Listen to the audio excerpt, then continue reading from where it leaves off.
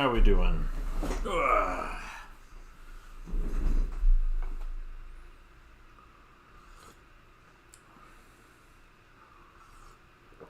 Looking forward to sitting down and cleaning all these up and calling this little project done, I think. Well, the inking part anyway. Probably get it scanned in tomorrow if I'm happy with it when I get up in the morning.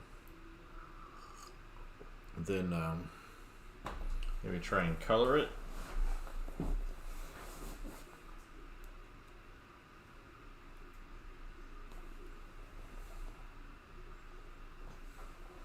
So that's what we're looking at tonight.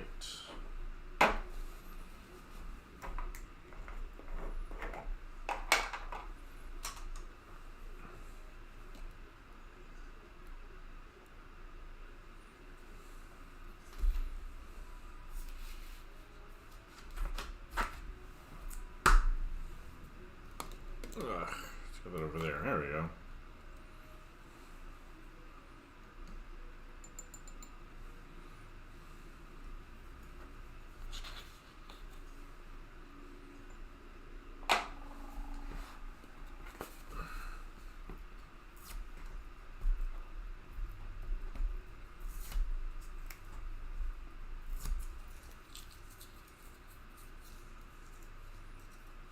Appreciate that.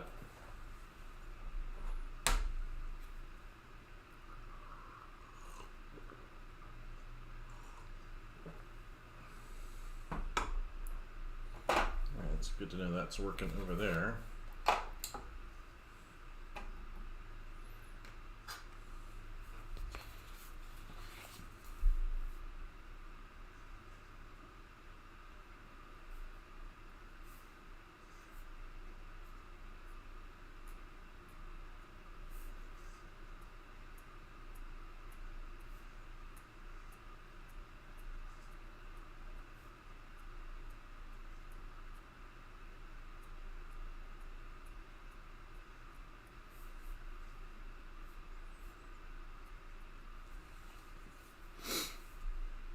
Is anybody having a good weekend yet, or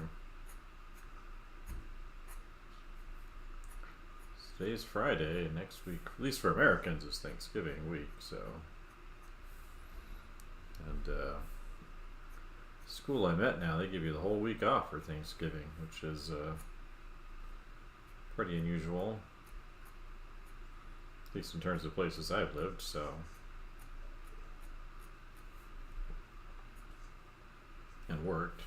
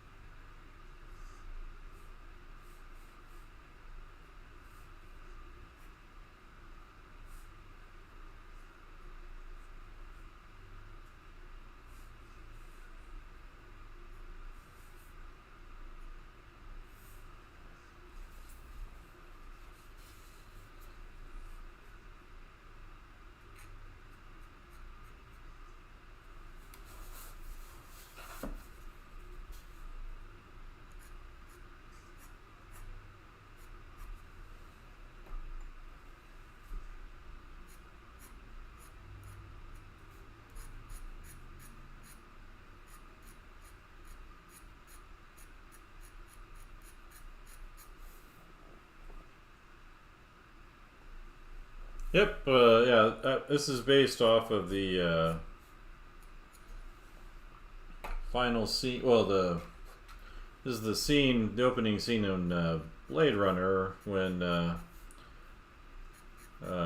what's his face? What's his name? Just forgot his name. It's not Lenny. It's Leon.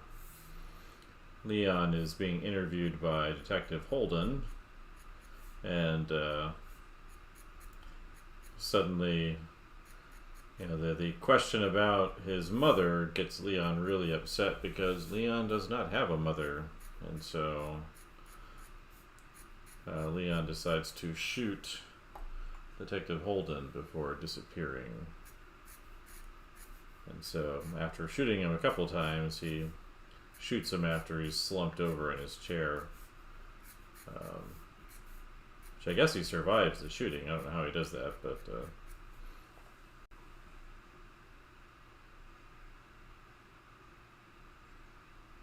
well, yeah, if you know where you're going, right, you got to yeah, you got to turn it. Sometimes it's easier to draw it upside down if you're just trying to put in a specific kind of line. It actually makes it easier because you want to you know, use the natural flow of your arm, your body, to help you make your marks. And so actually makes sense. Oh, you haven't seen Blade Runner? It's a great movie. This is just from the opening scene, so not really a spoiler. But it's like a, you know, if you like science fiction, it's, you know, it's on that must-see list. You know, it made a lot of other things possible.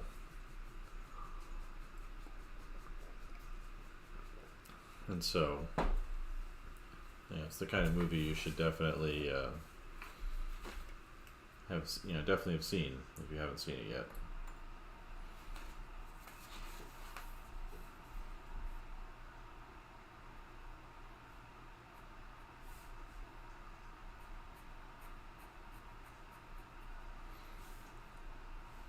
I'd you know, move it up to the top of that list, whatever that list is. 'Cause, you know, it's responsible for so many of the things that we really appreciate today, and that's, you know, definitely undeniable factoid about it.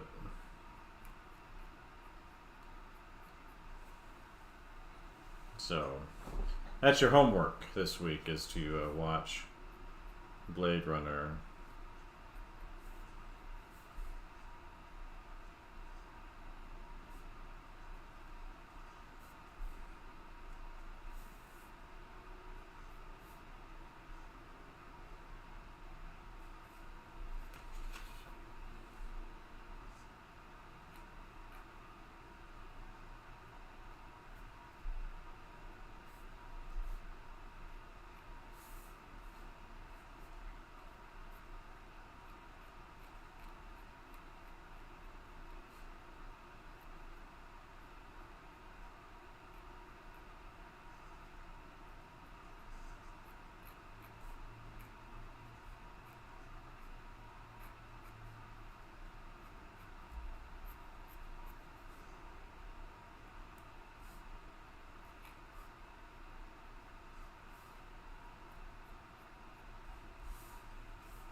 So, yeah, I expect a 3-page, college-ruled, no spaces report on Friday.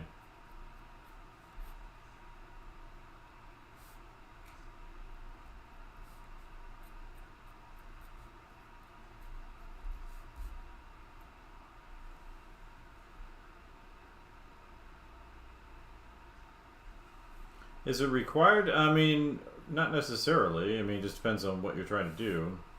You know, for me, I want the ink to carry most of the work, and part of this is just practice for myself. So, it's depends on what you're trying to do, I guess, in terms of rules. But again, for me, I'm trying to learn some certain things. Like a lot of the stuff could be done with color, I suppose, after the fact. But I think I prefer, more drawing and simple color than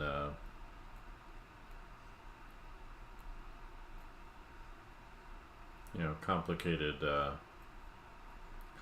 colors. I prefer the drawing to carry the work over the subsequent passes.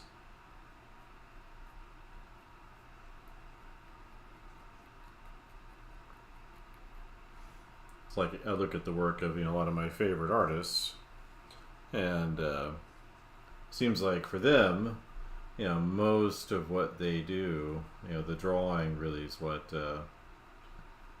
carries the imagery. Even if there is really good colors and things, it's kind of there to accent the drawing.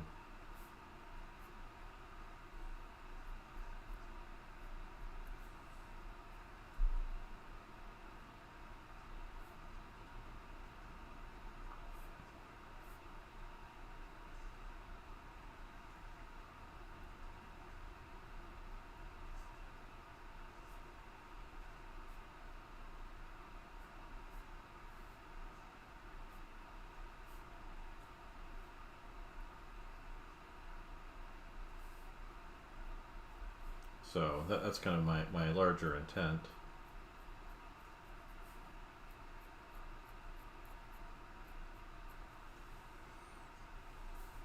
I think it's generally true of any kind of work you're producing is there's some kind of intent that you begin with, and that's part of what makes it keep its life is kind of sticking to that, having a will about your work.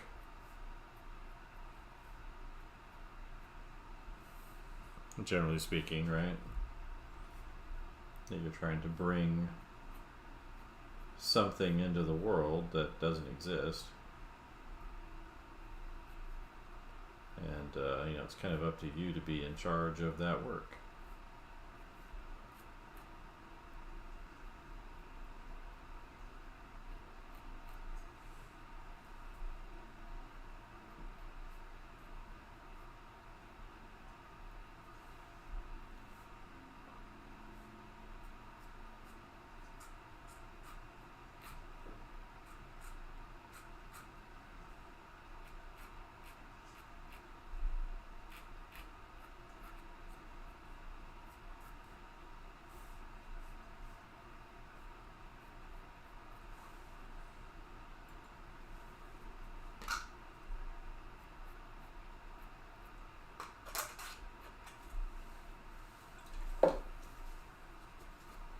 That's what I think, anyway. Others may feel otherwise. All right, so let me push this in a little bit more.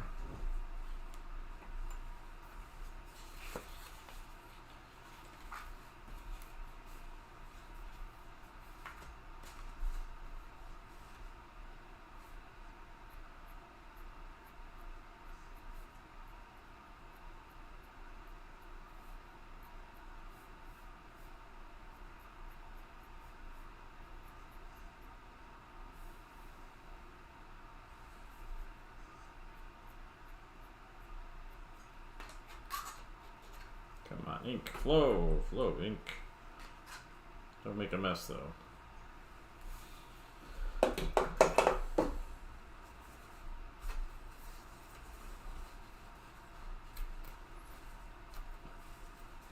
I've had a moderately less productive day, so I'm trying to get my focus back on. Hopefully I can be successful with that tonight. Helps to have an audience, I think, to be focused on being productive. Maybe.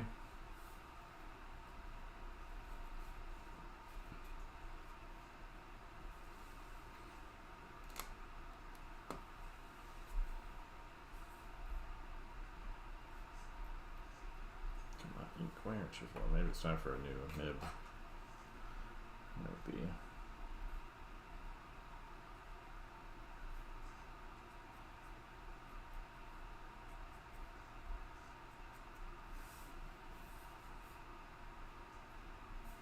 I mean, they do get a lot of mileage every day, so.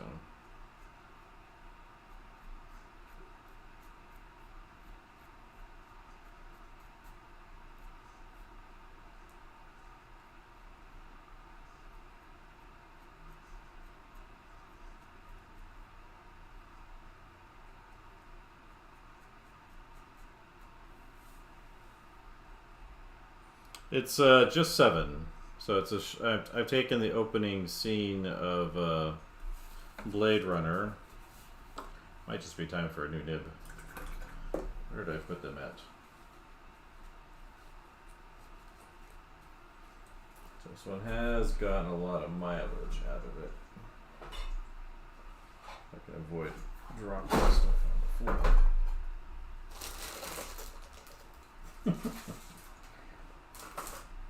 Oh my dog.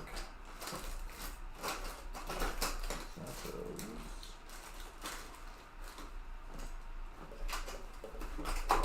Not those.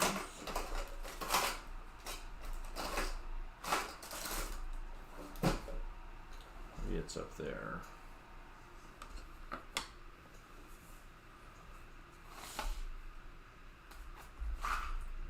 There.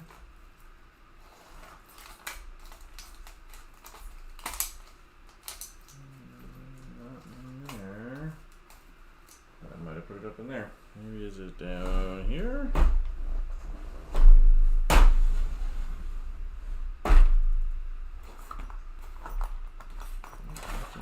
There. Move you out of the way.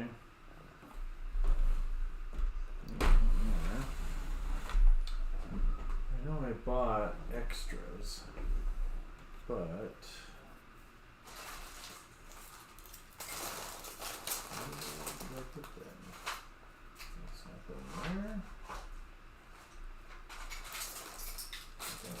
there and there.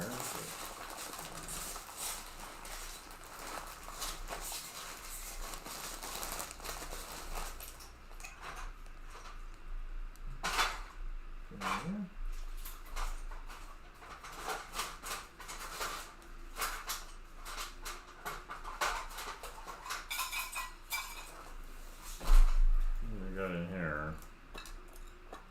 Oh, not that.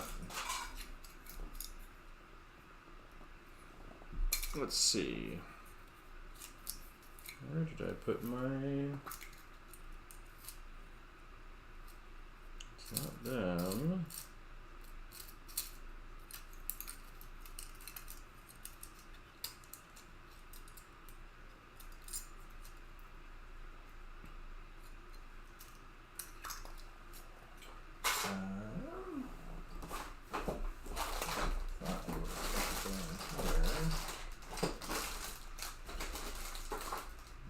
Japanese stuff. It's the wrong kind, I found out.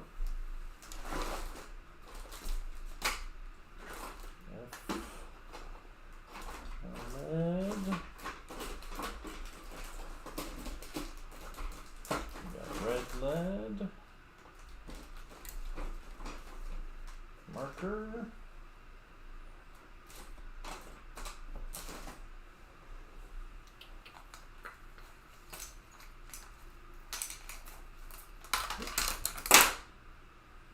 Not that. It's definitely not this, right?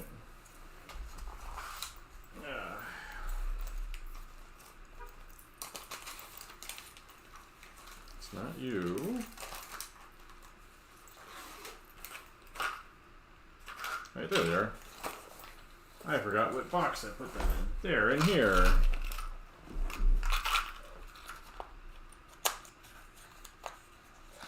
Well, the pen is it's a Hunt 102.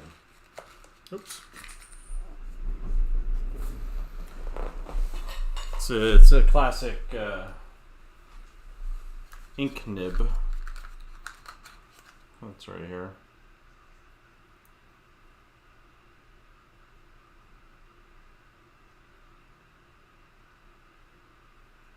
There we go. Yeah, it's a Hunt 102.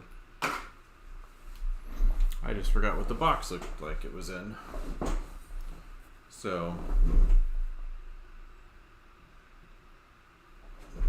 yeah, I draw at a table, but my table is at an angle. So I'm on a drafting table. Let's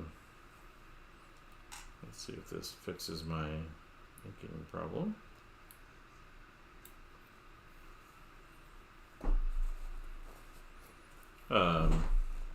So I have it's a big drafting table, and it sits at an angle, as high up as it'll go. I wish it actually went up a little bit higher, and that way it helps prevent that distortion. And that distortion is caused by what's called parallax. Yeah, this already feels better. Yep, that works much better already. So parallax is kind of the way you see things at the side, and so if you draw with your board flat in front of you, it will distort. It'll cause your eye to misunderstand what it's looking at. You'll draw things that are further away bigger, and things that are closer up you'll draw too small. But that's what causes it. So like when I've taught figure drawing, I insist all of my students stand, or they sit at on a stool in front of their easels that are straight up and down in front of them, because that helps prevent parallax. Yeah, it was the nib. Make sure I throw that nib away so I don't accidentally reuse it.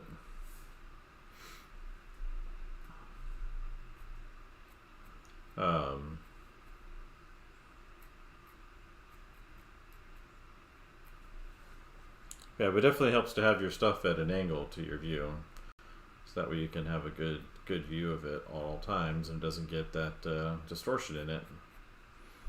That doesn't mean you'll draw perfectly, just it prevents that one type of mistake from happening.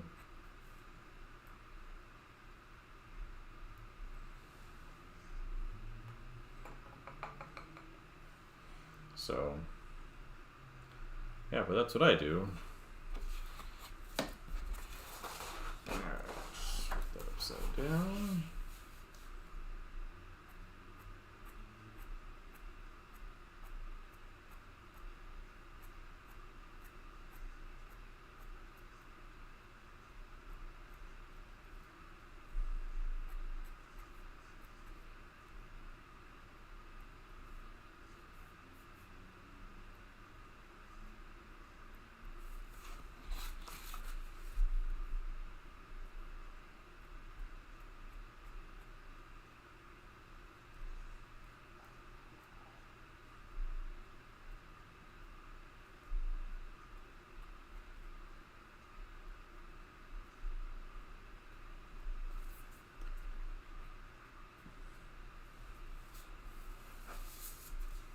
So yeah, that's an important habit, is kind of being aware of the distortions your vision can naturally have if you're not aware of them.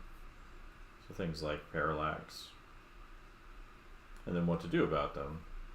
So like even if you're sitting at a regular table, you can still put your paper on on a piece of wood and have it at an angle to your view.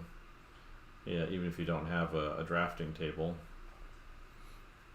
And that can make a big difference for the quality of your results.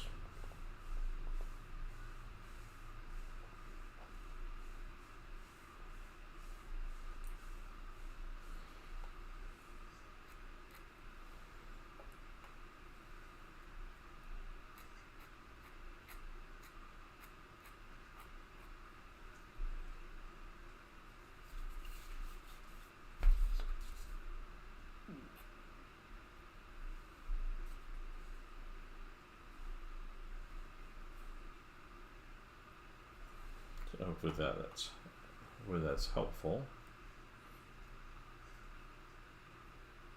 There's a lot of little things like that can get in your way when you're trying to make something. And I like to tell students that art is sufficiently challenging that they don't need to add extra layers of difficulty to it. You know,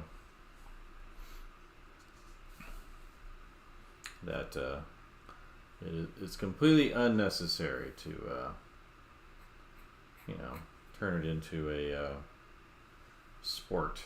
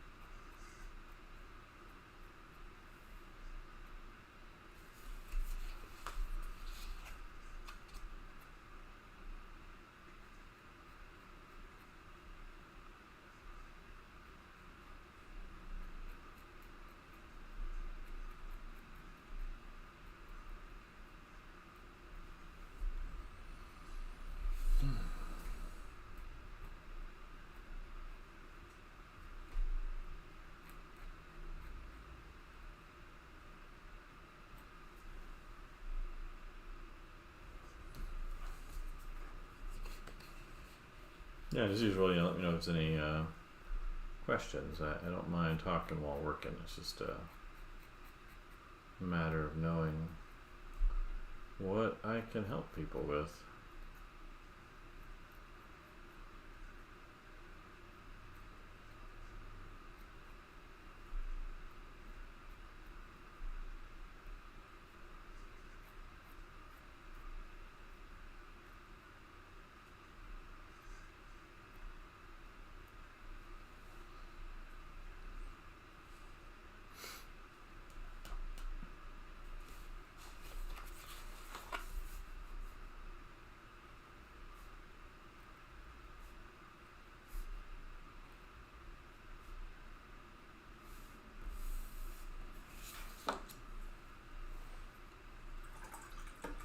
All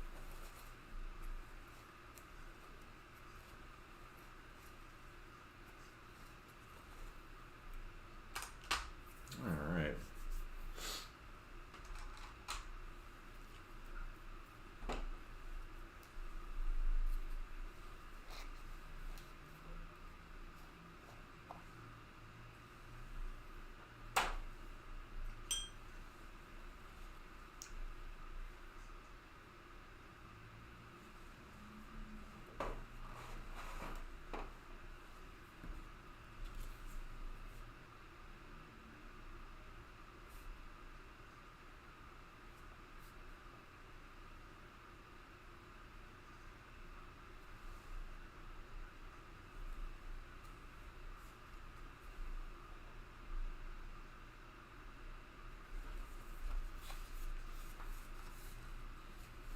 Well, I use both. I use a lot of perspective. Actually, perspective is one of my specialties. Something I've taught for a long time. And then I'm a big advocate for using reference. There's different kinds of reference you can make or discover out there, but you definitely want to get good reference. That will make a big difference for the believability of your scenes.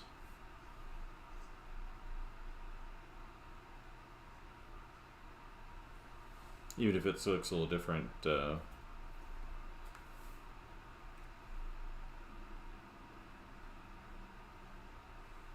well, it depends on what on the artist and the comic, right? So some will use photographic reference, some will do all the perspective on their own.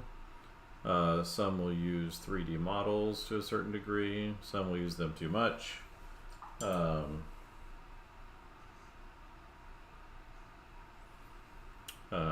So it just depends on the artist and what they're trying to accomplish.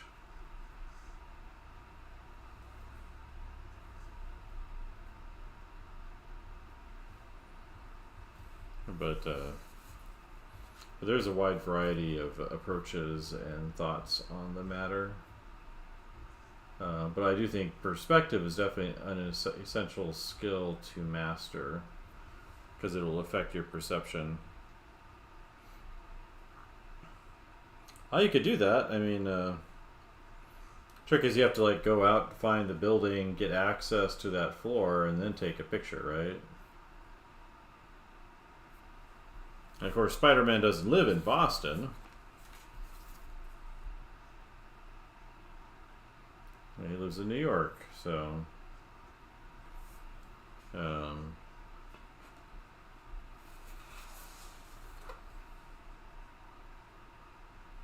I almost put the wrong one. There we go.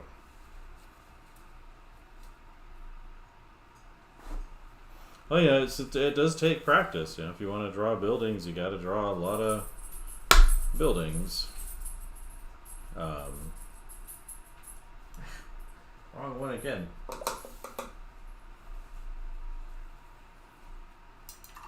use this whiteout to clean up some stuff and add some stuff in. I keep dipping it in the black ink.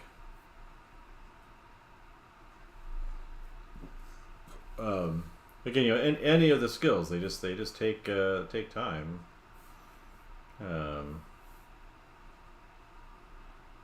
you did want to master perspective, I do have a bunch of courses on my teaching site that are specifically for learning perspective, and all of that over at myartprofessor.com. You know, I've kind of put together a bunch of courses over there that are based off of stuff I've taught in the classroom to students, and kind of back working on the site after a bit of a hiatus, but excited to kind of finish off some projects there and then start some new ones.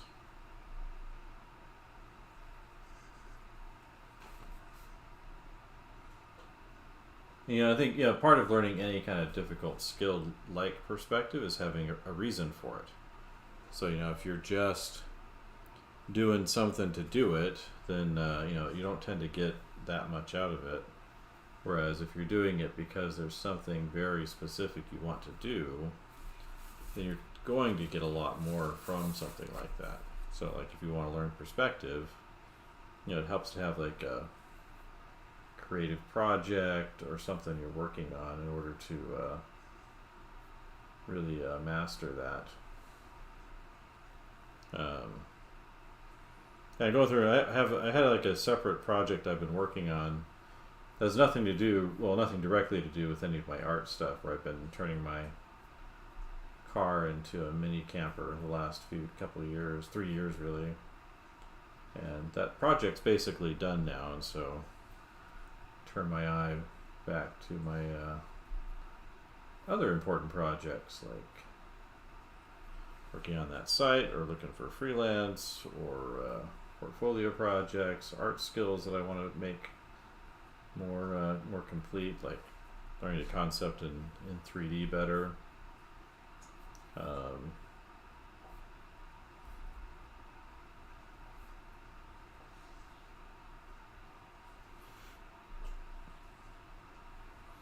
So,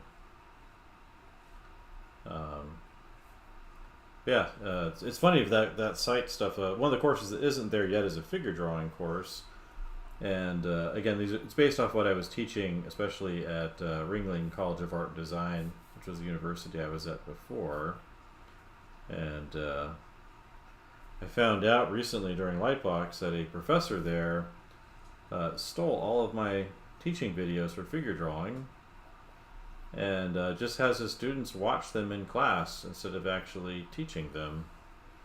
So I guess I'm still working for them. Yeah, classrooms are definitely the best situation, because that way you have somebody looking at what you're doing, right? But it's not always practical, and And I know a lot of kind of art schools and universities have kind of devalued the benefit of perspective. And I've found that learning perspective tends to fix a lot of drawing problems students have. Because it affects how they understand space. Um,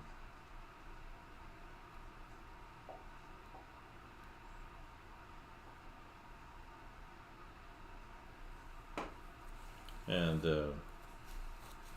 so yeah, one of the things that I've done in that course, though, so it's not just information about perspective, but they're actually projects where you use the perspective to solve design problems. And that way you're not just, because if you just learn like the rules of perspective, it's not very meaningful. And so, because I found, one of the things I kind of discovered, well, I should have known better, but I discovered over time teaching, is that the stuff that I am super nerdy about, students might not be as much nerdy about that. So things like perspective, right? I think it's really interesting. I think, and the only really complicated part about it really is just keeping track of everything.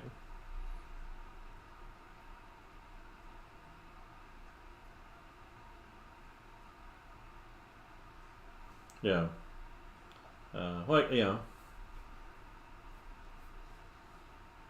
Yeah, so that kind of thing would be perfect. But yeah, I found out, I kind of realized, and, it should have, I kind of knew it all along, of course, but, really came to understand that, if, students need to understand a concept, they need to see how it's useful for them and what they can use it for. And so, kind of focusing on that changed how I taught a lot of stuff, or at least present how I teach. So by giving students a design problem to solve for teaching perspective,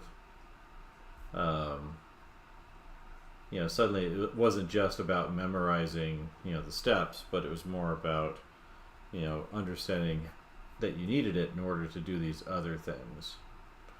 The other thing, the big thing you lack with the classroom, well, there's a couple things. One is the time limits, right? So when a project is due, it's due.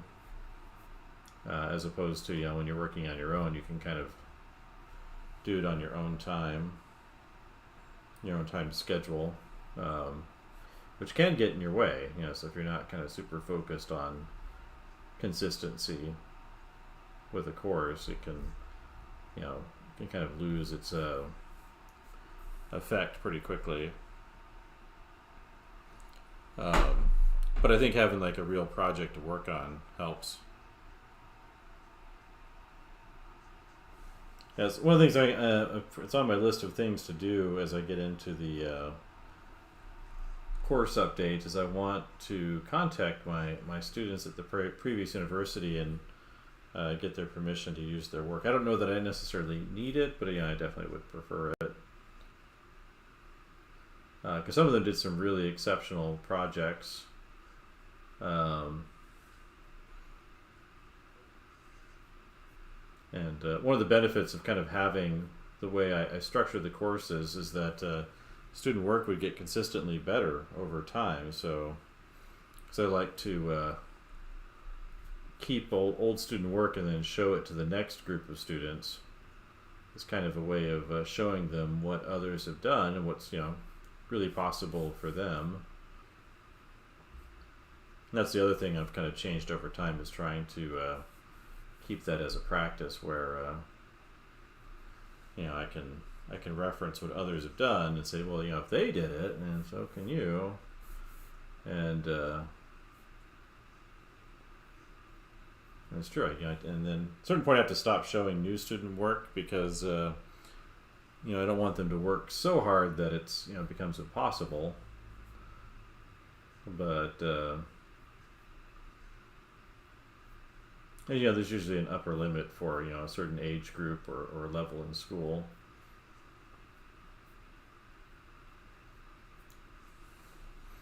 but it's fun seeing what they do with the artwork. Is like when I was teaching it at the previous school, there are motion designers and entertainment designers for like theme parks, and others are we're going into VR, so they really needed that knowledge to kind of be able to draw out storyboards and scenes and concepts for places and events, and so that was kind of what it was built around, as that kind of level of concepting, for freshmen.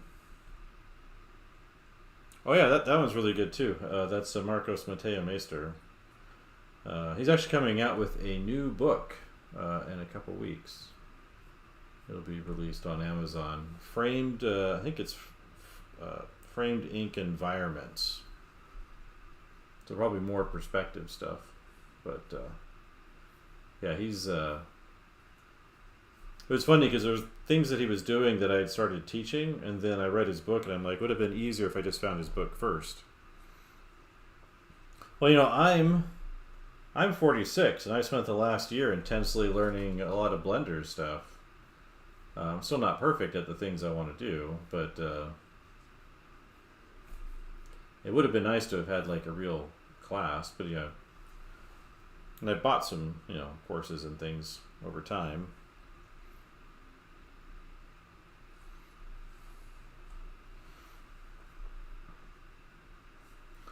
And, in terms of like education and that these days, there's way more options than there were when we were officially in school, right? You even had more probably when you were in school than I had. Like you can buy the Loomis books now, which is really great. 'Cause those used to only be available as PDFs, really, and now you can buy the actual physical copies. And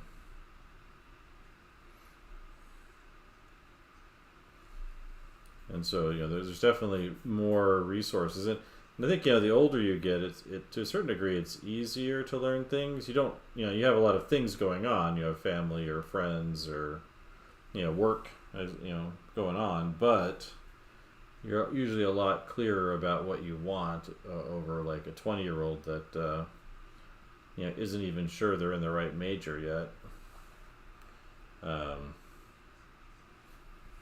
When I talk to other professors, I kind of say, I don't think people really should go to school until they're at least like 26.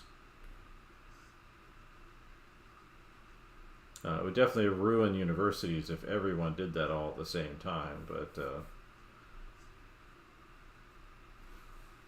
I think it would be helpful for people to have a little more life experience, that a lot more clarity on the things that they actually really, really want, rather than just like jumping into school because that's the next thing that they're supposed to do.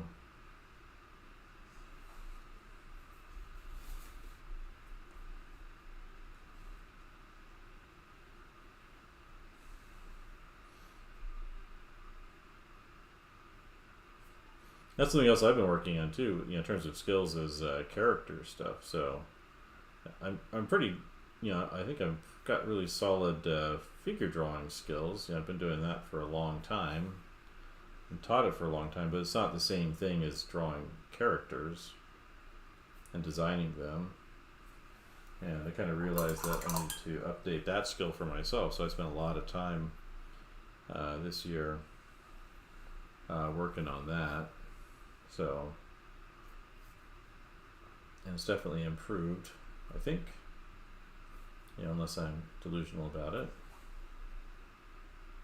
Yeah, RISD's, actually I know the head of illustration there now, Eric Telford. We went to grad school together at New York Academy of Art. Yeah, like, I was teaching at Ringling, and there's no way I could have afforded to go to Ringling when I was a student. They do have really incredible faculty and facilities there, and I'd say it's worth it. Except I wouldn't say it's worth it necessarily for illustration, even though the teachers are amazing. It's just unless you've got, you're born with money, 50 some odd $1,000 a year in tuition alone is just it's kind of a bit much. I was teaching drawing and for different set of students in motion design and VR entertainment design. There's definitely a lot of work for motion designers in art right now.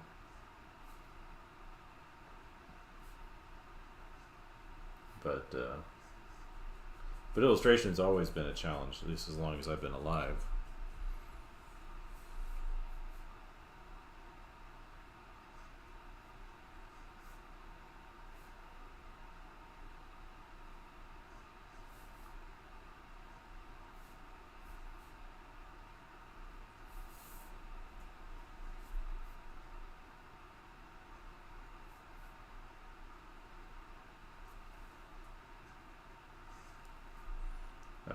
Used to be an easier job, the time of Howard Pyle and J.C. Leyendecker and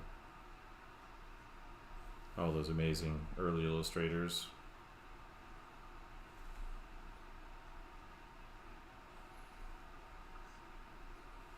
Yeah, I mean, there's still, there's a lot of like state programs that are really good. Like I know a really great group of illustrators that teach at Utah Valley University. So if you're a Utah resident, it's really cheap. If you're from out of state, it's not free, but it's it's not prohibitively expensive. They have a great little group teaching there.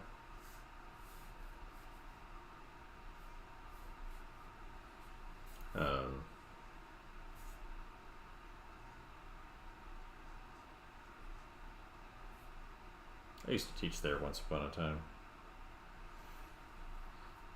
It's turned into a long time ago. But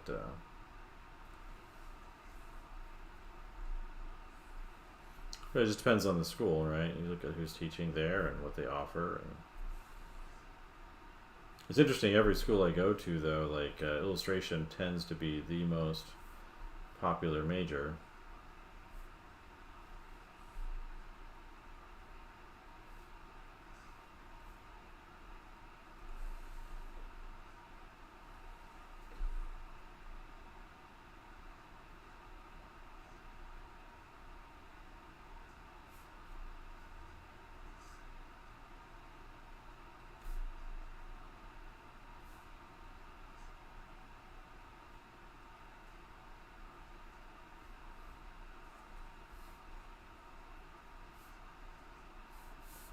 But yeah, I teach at a state school now. It's at Virginia Commonwealth University in Richmond, and got some really amazing faculty here that have done, really incredible things, in their professional careers, and are really great teachers.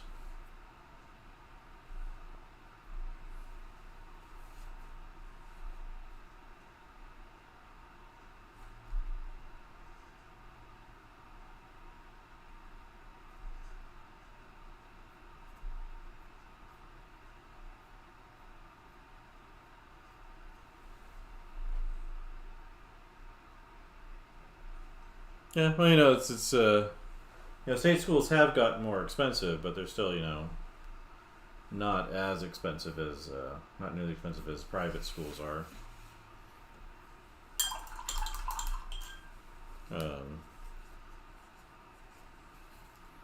I taught at Kutztown for a semester in Pennsylvania, and they have a pretty well-regarded illustration program there, professional arts program.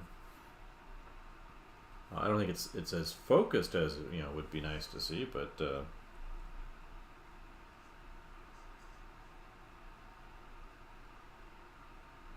what do I think about AI? I think AI is for lazy bums who don't like doing art. I think a lot of the arguments around it are problematic, but definitely against it. I have no interest or use for it. I'd rather not even know about it, but I've been kind of forced to pay attention to it recently, and I don't appreciate that because I'd rather give it no attention or thought.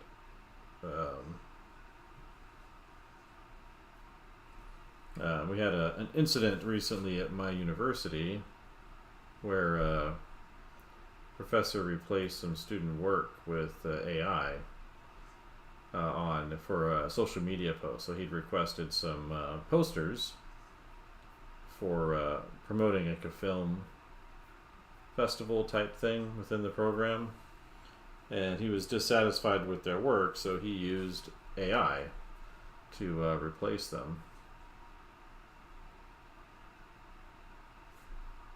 And students were understandably upset because it felt like a break of trust.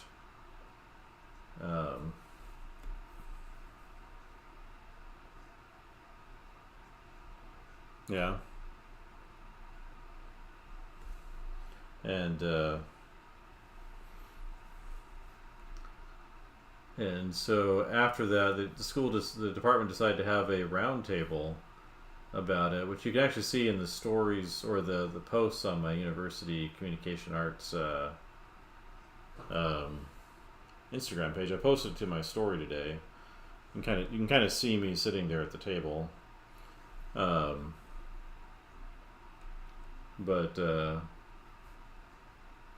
supposed to there to kind of discuss, the potential department policy for its use as a teaching tool and for, the future going forward.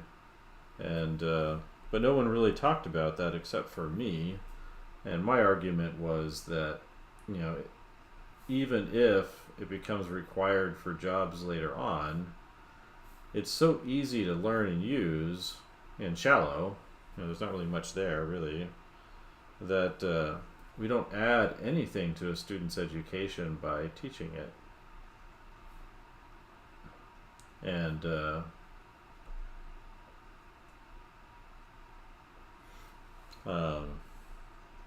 so I have a bunch of arguments around that. One of which is I think it will degrade the creativity of anyone that uses it. So there's a psychological effect called the Dunning-Kruger effect. And basically what the Dunning-Kruger effect is it's this idea that if you think you're really good at doing something, you're probably not as good at it as you think you are. Whereas if you're more humble about it, you may actually be better at it than you think you are. And so they did a study, it seems obvious, but they did a study of American and Japanese students to see what they thought of their ability to do math. And Americans tended to overestimate their ability, by saying, they were better than average, or, the people they interviewed said they were better than average, not Americans overall. And, of course, tests prove that to be false, that, they can test the average person's ability or the people who are answering their ability, and, they're really not that good at it. And they also tested Japanese people and found that they didn't estimate their abilities very high. And so, but of course their abilities were very high compared to, say people in the United States where I live. And so, with the Dunning-Kruger thing, they came up with kind of 4 levels of mastery. And the bottom tier, where you don't know what you're doing and you're unaware of what to do, is called unconscious incompetence. So you think you're doing something really well, but you're really not, and you're completely unaware of it. And then there's conscious incompetence, which is where you're aware that you're not very good at things, which is a good place to start, right? In terms of humility and being able to learn. And then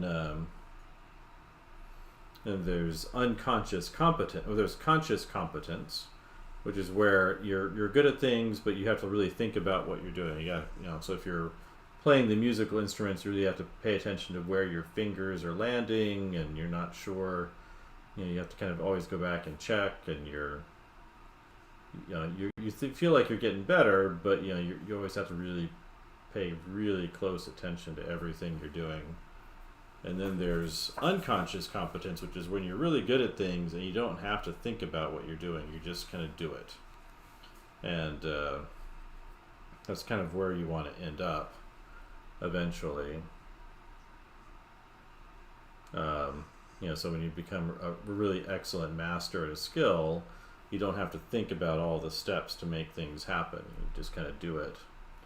And so you imagine like a really great musician who doesn't have to read the music and can make up things on the fly, or someone who's a really great draftsman and can not only draw, accurately or really, precisely, but also can, make you feel something, and they're not really checking all the rules off as they're working. They're just kind of making things happen. So I think, the AI stuff, if you use it, I think it will reduce your competence back down to unconscious incompetence, because you'll believe that you're accomplishing things that you are in fact not accomplishing at all. Because a lot of people, what they tell me is they believe that because of their background, that they have the skills and the training and the aesthetic sensibility to get what they want from these systems. And I think that may be true for a while, initially at least. But I think with time, they'll shift to just accepting what they get, and they won't even know that shift happens. So they'll be very prideful about what they're doing. So like one of the things you'll see is, I've seen like really competent artists, they'll say, this actually happens in that social media post too, is they'll claim that they'll have done extensive editing, and it's based off of this or that thing, and they're really paying really close attention to their outputs. But then you look at the work and it has all of the usual like problems with AI. So in this case, the specific image, it had double rows of teeth, it had lips turning into teeth on multiple objects in the scene, and they were apparently unaware this was happening.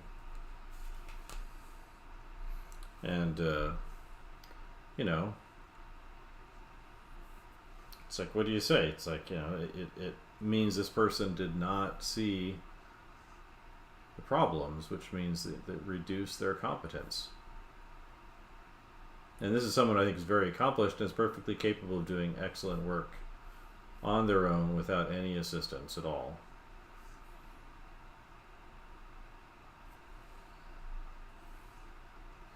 So those are a couple things. I think it drives incompetence.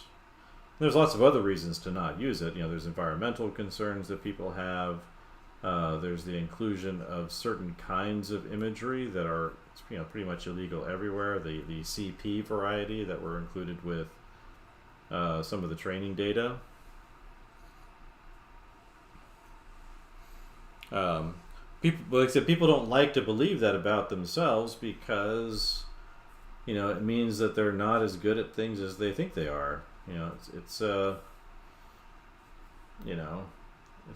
pride issue for sure.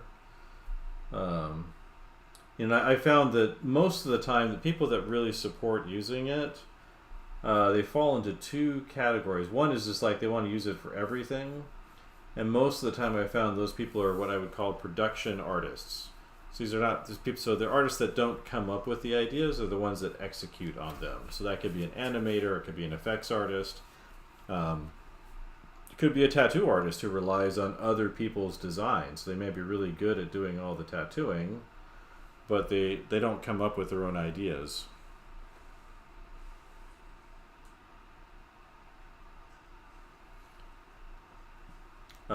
Even like things like ChatGPT, like one of the problems you run into with it is you can't source the information, because it sometimes it just makes things up, and you don't know when it's doing that. And at least with slower human source data, even if you're going online, as long as a website is telling you where the source is, you can always look that up. And ChatGPT doesn't really do that. It just collates information, and some of it might be true, and some of it might not be true, and you don't know which it is. There's plenty of instances, even now, where ChatGPT has recommended people do very dangerous things. Like, I was reading one about it's like a mushroom recipes, like people that like to cook with mushrooms, Facebook group, and it gave them a recipe for a very toxic mushroom. Yeah, and that's pretty true with tattoos, right? So most tattoo people, they're not looking to come up with original designs because it's a lot of work, right? It takes a lot of effort, and so they use other people's work. Yeah, so that's that's the problem with these programs, even like ChatGPT. It was interesting because during that roundtable that you can see in the Instagram story I posted today, like the professor, one of the professors who presented, he's very much kind of into the engineering side of art of like production, so 3D modeling and scanning and all of that stuff, and that's all very good stuff. But he was constantly like looking up stuff while other people were talking on ChatGPT.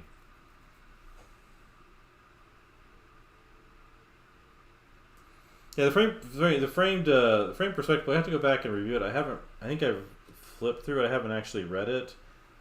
Based on the diagrams, it's all good stuff. What I do in my course is I kind of walk you step by step and explain, what the perspective grid is for, how to make a square, how to turn that into a cube, and then how to make other kinds of forms, and then in one of them, in the 1-point perspective intensive, there's two different sets of perspective courses. In one of them, in the 1-point perspective course, I have you build a house, and then in the 2.1, I think we build a space station, and then I have like practical examples at the end of the course where it's like different types of applications for it.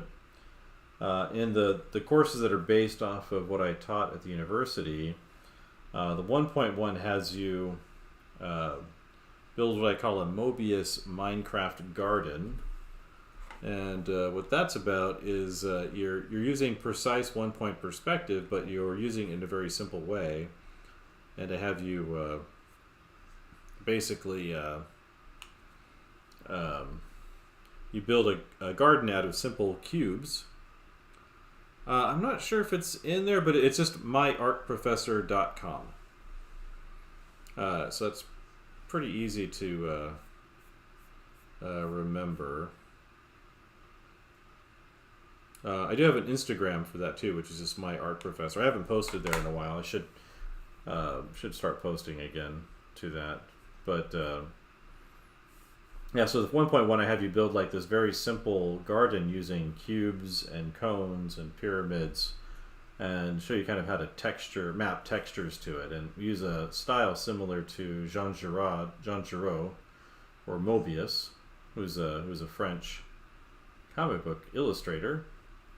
Also worked on movies, but we kind of map out textures using something that's similar to his technique. Yeah, so learning to draw a perfect square in perspective helps you actually measure space, so you know how big things are, and you can map things out. In fact, one of the things I show in one of the demos, I think it's in the 2.1, the intensive one, is I show that you can basically even tell your viewer how far away to stand from your picture and where to stand. Using perspective, so you can scale your picture based off of the scale of your viewer. There's not a huge number of reasons to do that, but you can do that. Yeah, well, there's ways of doing that, but this is like, how do you draw a perfect square? And there's things called measuring points. And this references the viewer's standing position or station point, and that's it's actually not that complicated to do. It's a simple set of steps, but if you don't know what they are, then they're a little harder to know what to do with.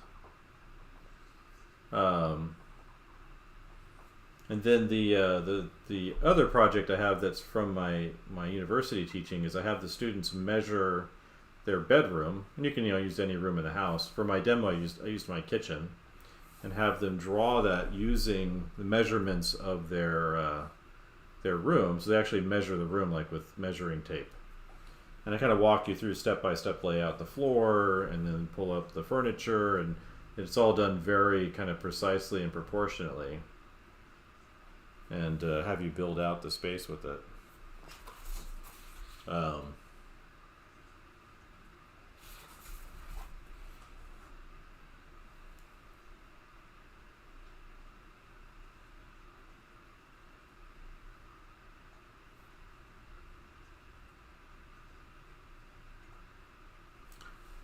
Yeah, but the ChatGPT thing, I've met people like family members, like they'll talk to ChatGPT all day, and I'm like, why?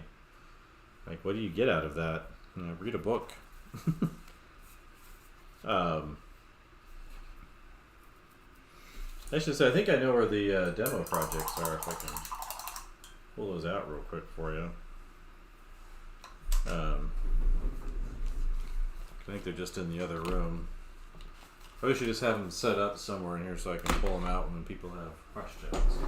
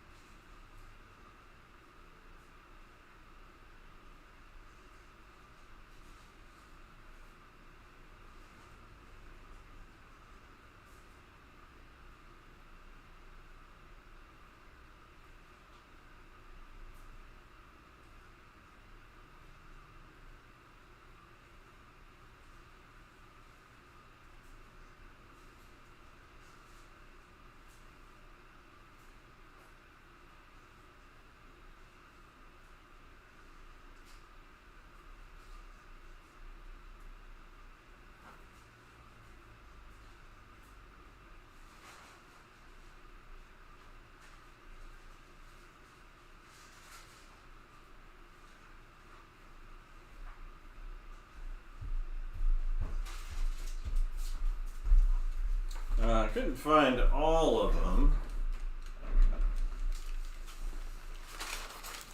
but let's see if we get that out of the way. Couldn't find the room project specifically, but this is the Mobius Minecraft Garden project, and so it's pretty simple. I have you draw things that are based off of cubes and spheres, and cylinders and cones and spheres and other kinds of simple primitives, but you kind of map it all out in perspective, and then you also do a texture study page, and then you map those textures onto that. It's all kind of very, very step by step. I think this is what's that here.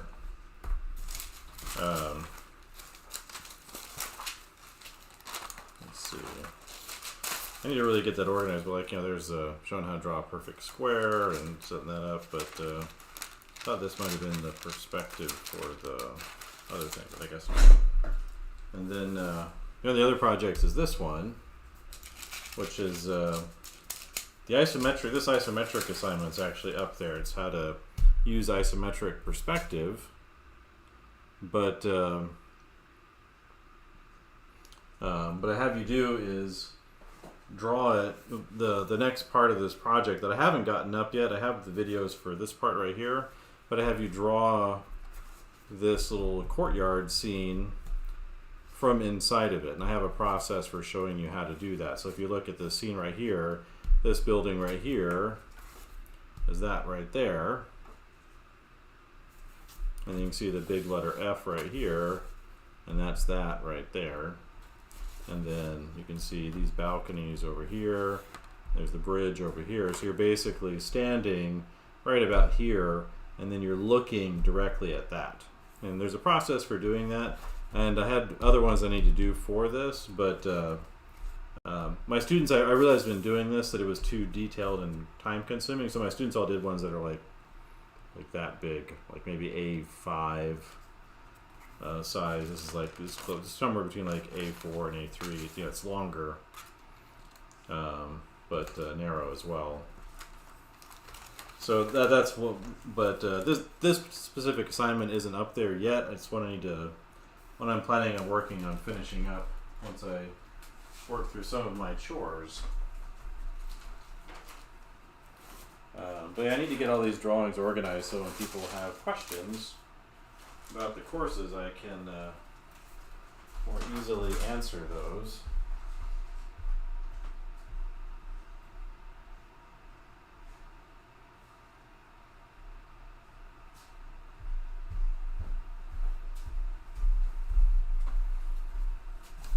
But again, I set it up so it's all really very, very step by step, and it lets you produce something really original.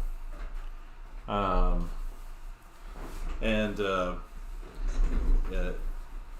I have students with all kinds of levels of ability in those classrooms, and really all of them are capable of doing. Some do a better job than others, obviously, because some have more drawing experience, but.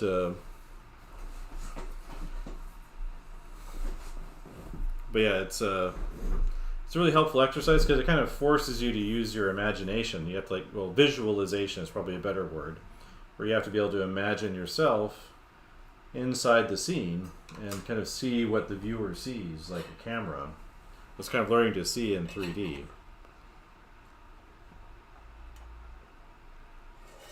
So, but again, I don't have that last kind of where you set up the isometric scene. But not the part where you draw it from different points of view. And it's a very unique assignment. It's not one I've ever seen anybody do before. And I've definitely adapted it and adopted it here at my new university. We do it a little bit differently, so it's part of a large. Now I'm thinking about doing some official videos for the university, so I can also use them for my teaching website. And it would use a similar assignment, but maybe do it digitally or something like that. On the iPad. Set that up using isometric perspective, and then.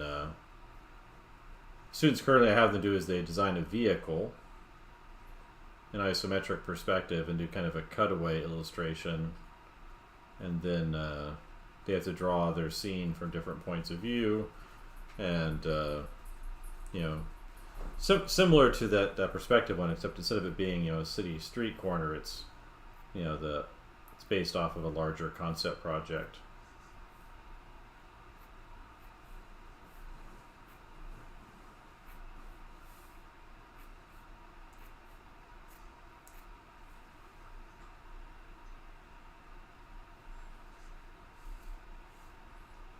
So, and he says, like, even if you don't, what's nice about this course is it's also designed for freshmen. So it's a freshman perspective class for the students that were going into those majors, and it was designed to be applicable. So because like I said, I can geek out on perspective all day long. Like I just enjoy it because I enjoy it.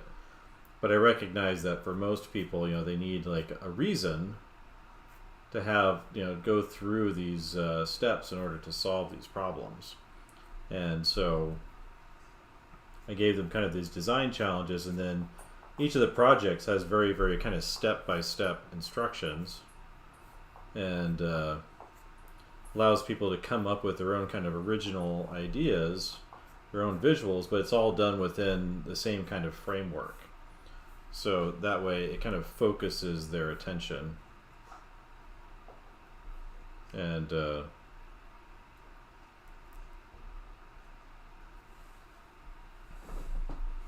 so that's kind of how I try to structure everything. So even like the concept classes I'm doing right now, I kind of give them a parameter to work within, and then there's a lot of room within that for themselves. And so they're all doing original things, even though they're all working with the same set of instructions and assignments, which I think is like the optimal way of doing it. I'm not even like style specific within the concept class, as long as things have a strong kind of three-dimensional aspect to it.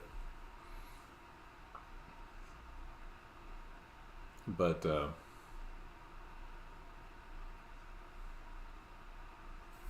so yeah, but that's the perspective series that I need to kind of finish. It's really just those final illustrations. I've done I think all the thumbnailing for it way back when, but for that street scene.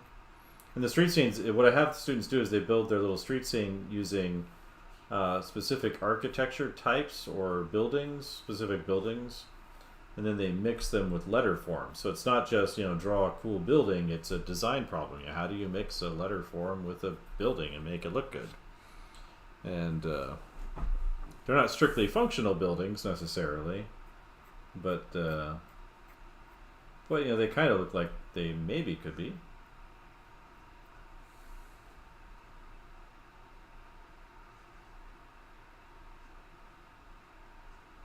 Awesome. Yeah, so I definitely check it out. It's free for a certain amount of time when you set up an account, and there are some free lessons on there. So there's like I think there's a pop-up when you first go that gives you options for some free stuff, and there's like I think 20-ish lessons there. I was actually going through and looking at those today.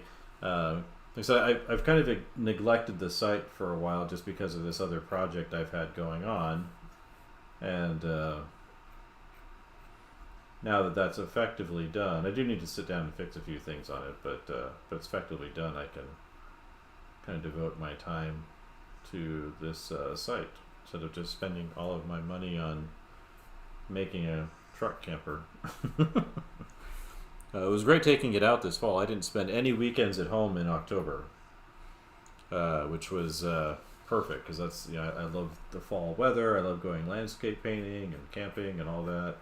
The dog's a little dubious about that. I think he prefers the bed at home, but where all of his stuff is and his blankets and everything. But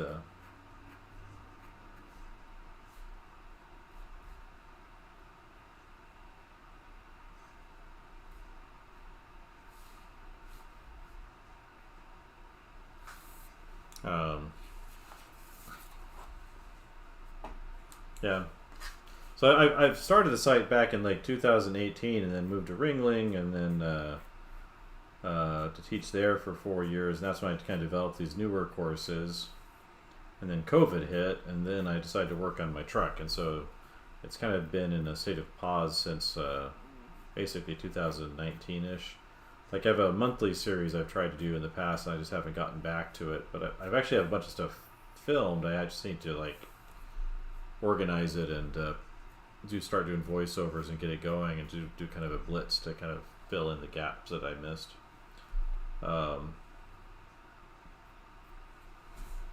But yeah, and then there's a figure drawing course, like I said, that I've done. I probably would redo it, just because I was in a hurry when I was making some of these course materials once upon a time, especially the original versions that aren't on the site. It was during COVID when I was making a lot of the course stuff, but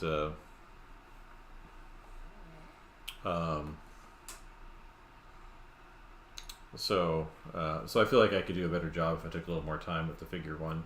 But the figure one's like a construction figure class. And I think what I might do with it is kind of meld it with learning to draw from your imagination more, because I've spent more time doing that.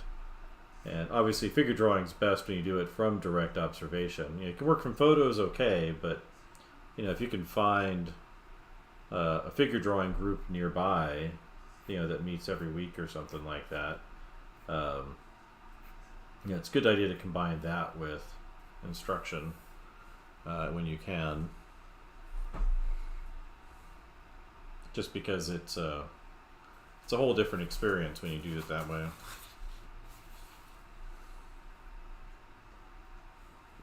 But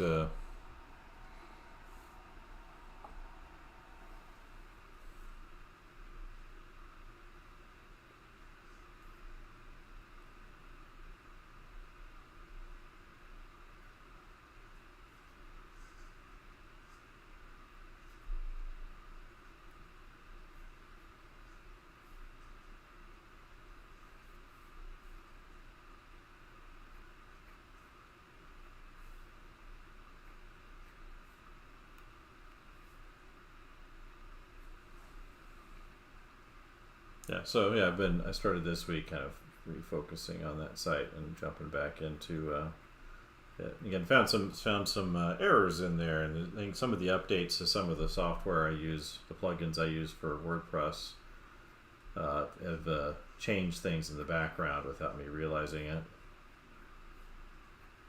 because it's just me. So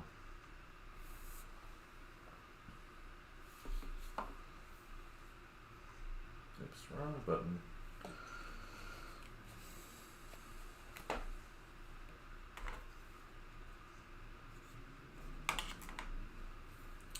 But yeah.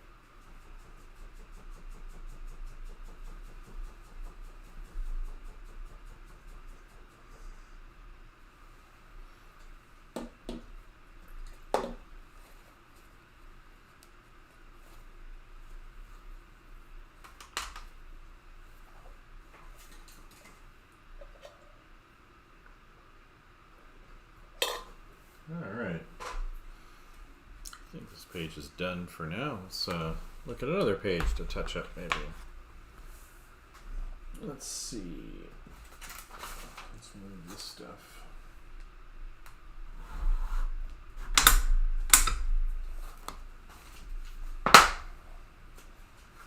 Alright. Here's page 1.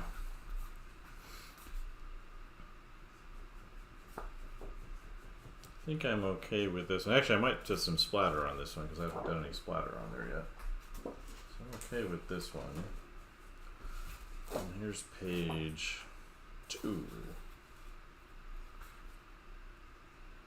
Am I happy with this page?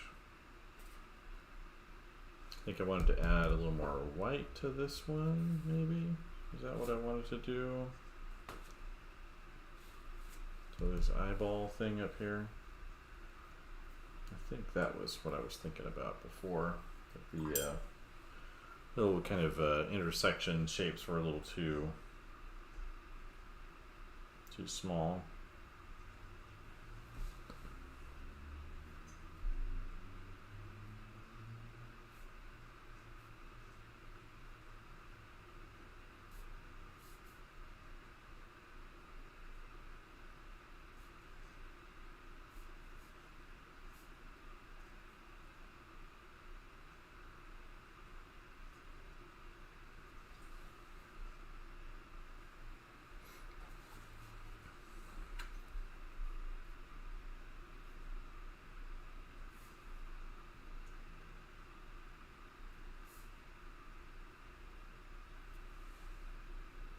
I appreciate that.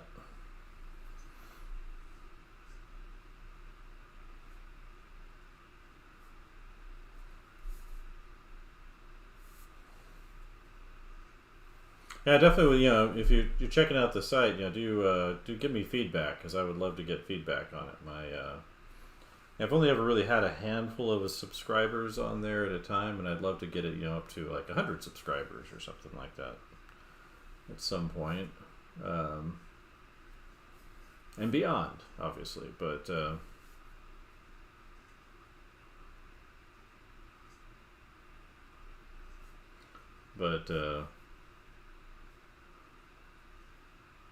be a good, I think, initial goal to get to.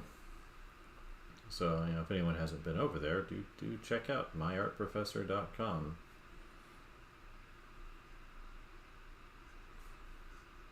And like I said, definitely looking for feedback. So if like you're in a lesson and you're confused or something, don't hesitate to comment to me about it here, or send me a note or an email about it. So I'm always looking for ways that I can do more clarity. What's nice about like the ones that I've done for my students at the university is I've been able to see what problems they've run into, which has been really helpful for those courses. What they really focus in on, or what takes the most time for them to sort out. So it's not like you see a lot of sites are what I would call master classes, which is they're showing you kind of how a specific artist does their thing. Like I subscribe to Schoolism, and I think it's a really great subscription to have, and there's really great artists on there. But mostly what it is, it's artists kind of showing their specific technique, which I think can be really helpful for professionals or maybe very advanced students. But I think it's less helpful for like beginners necessarily.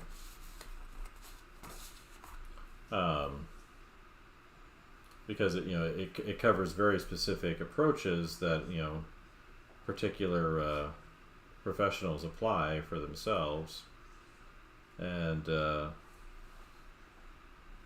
often assumes a lot of knowledge on this side of the artist who's checking things out there. And the way mine are all built, it kind of assumes that the student doesn't know anything. Like when I've taught figure drawing, I show students where to stand next to their easel.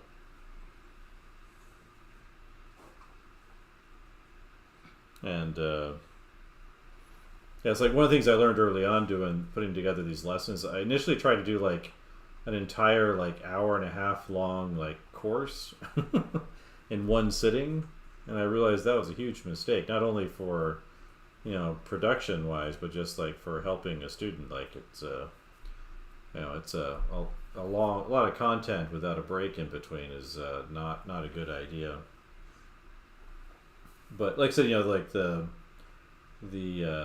foundations of form, the Mobius Minecraft garden, rhetorical rooms, and the isometric diorama, like I said, those have all been tested on students, from all over the world, because Ringling has a very international student body, and it helps me kind of see the effect that the information has on them. And then later on I would add things in or take things out to directly benefit them. And so hopefully that's been properly incorporated in there. Oops, careful, don't want to make a mess, right?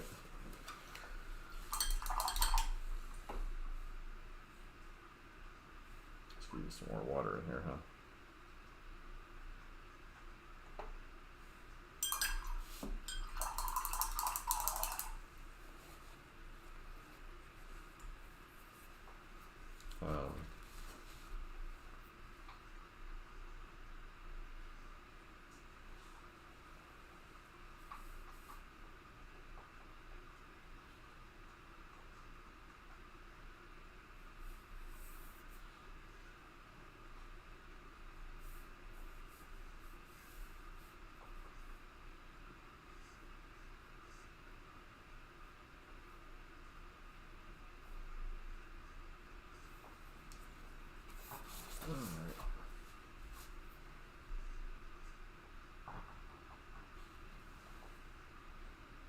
Yeah. So yeah, definitely let me know how it goes.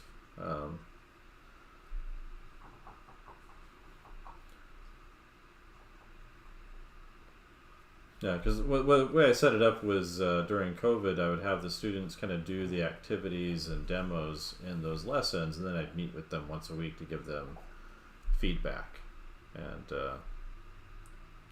seemed like that worked pretty well. I just didn't think perspective demos for 3 hours, twice a week would be that much fun for the students. Actually, the first time we did it, I did those video demos, and then I met with them in person during COVID. The students that were on campus, at least, in small groups. I liked them come in 4 at a time, and everybody's masked up, and it's really fun, of course. But I had them come in groups of 4 at a time to get their feedback. All right, I think that helped with that one. Anything else I want to touch up in here?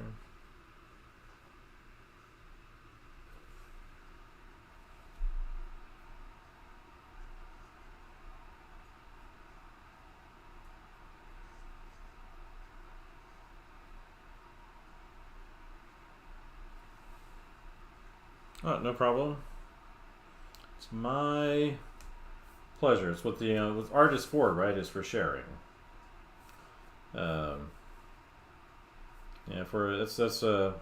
It's one thing just kind of make art all alone in your room, in your house, all by yourself, and there's a certain amount of fun that comes from that, but I really think it's not really art until it's been shared, and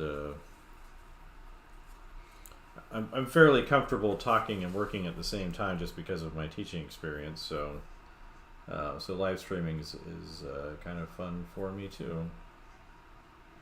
Except in class I don't get to work as much. Enough work to demo, and then it's helping students after that, getting their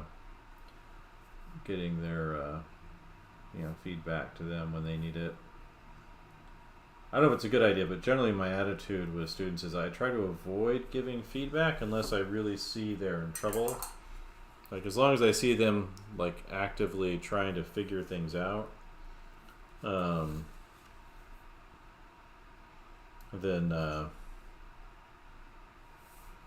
I try to leave them alone if I see them trying to figure things out, because I'd rather them solve the problem for themselves than give them the answer. Because me it's obvious, but for them it's not so obvious.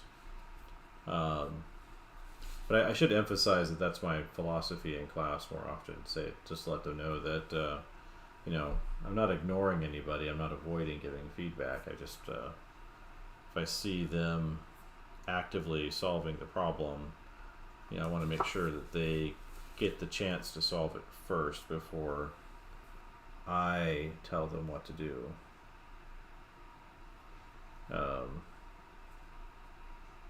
Because I think that's an important part of learning any of these skills, is kind of learning to solve your own problems first. Which is, it's what's required when you're a professional, right? When you're working as a concept artist or illustrator or a portrait painter or whatever, Typically, clients come to you so you can solve their problems, not so that you know, they can solve your problems. And so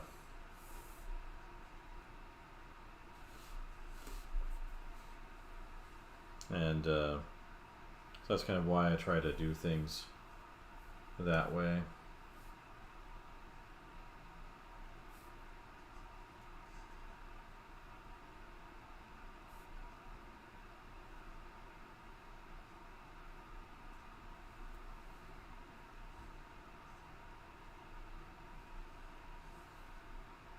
So, but that's my general philosophy.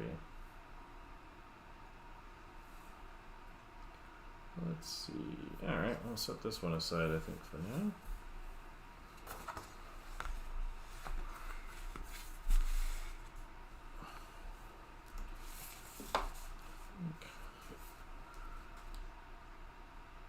Some good splatter on here. I should put some splatter on that last page too, huh?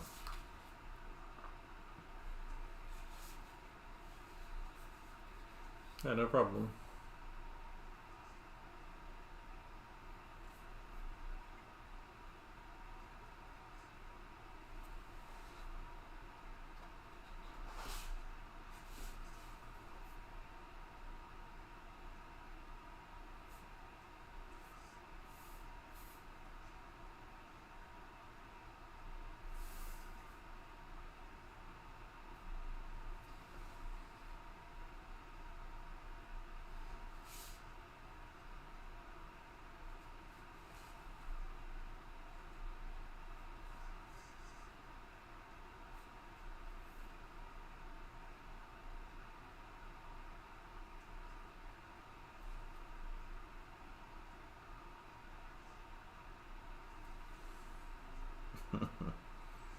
Good evening, everybody coming in.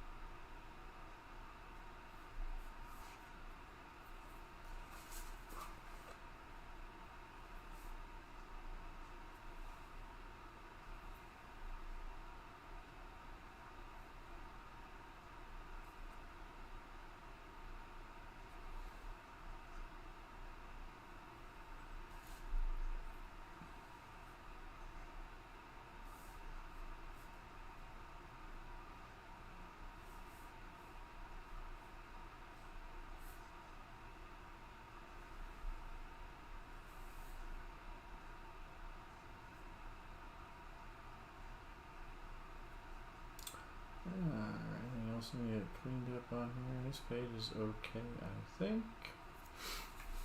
I'll just set this over to the side.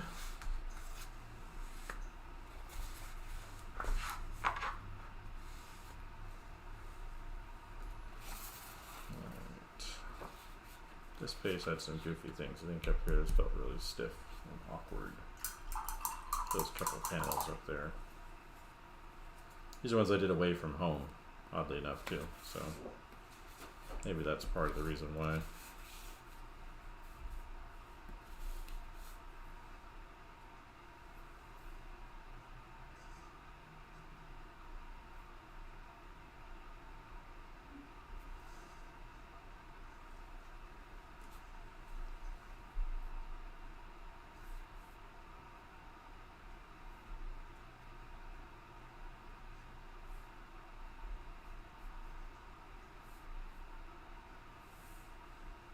Good evening, everybody.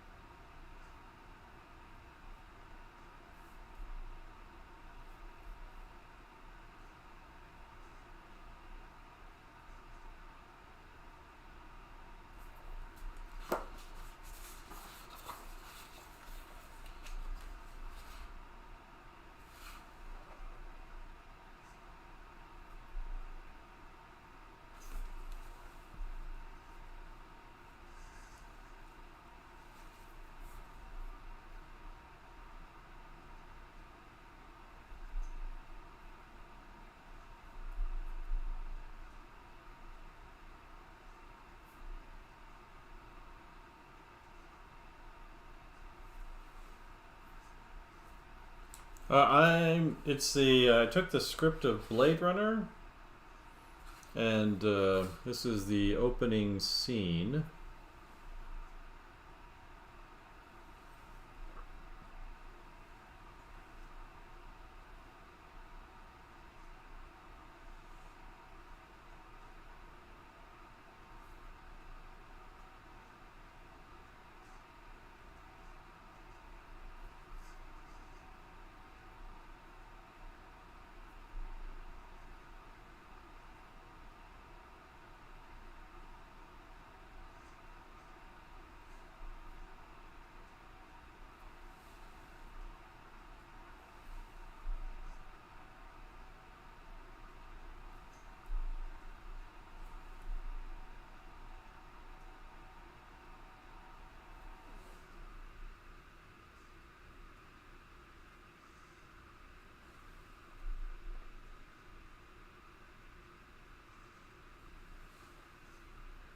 So yeah, that's what we got going on here. Hello, Tyrone. How are we doing? I'm doing some touch-ups on these. That's what I'm doing. And this page is a little rougher than I'd like, I think, in some ways. But I think this is one I did at my sister's at her table when I was sitting her house while she was gone with her family. There's 7 pages in total. Here, I'll pause and whip them out for you. So, I basically took the opening scene of Blade Runner as a practice assignment. So here's page 1. So there's Tyrell Corporation up there, and then so this is zooming in on the pyramid, coming in, and then there's the room that they're in. And that's page 1. And then page 2, right here. So there's the guy coming in to sit down. You see him kind of in the bottom. It's kind of in the middle there, inside that V, that triangle. And he's sitting down. And it's kind of focusing on that eye thing. And then here's page 3. They're sitting down talking and having their conversation. And then page 4 and 5 up here. So I did a double page spread for that. So it's them talking. And he's asking him about the tortoise.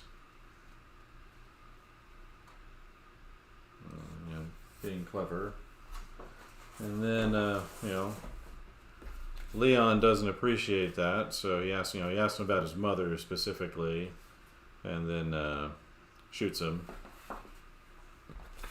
And then him getting up and walking away, shooting one more time before he heads out the door, and then boom, the end.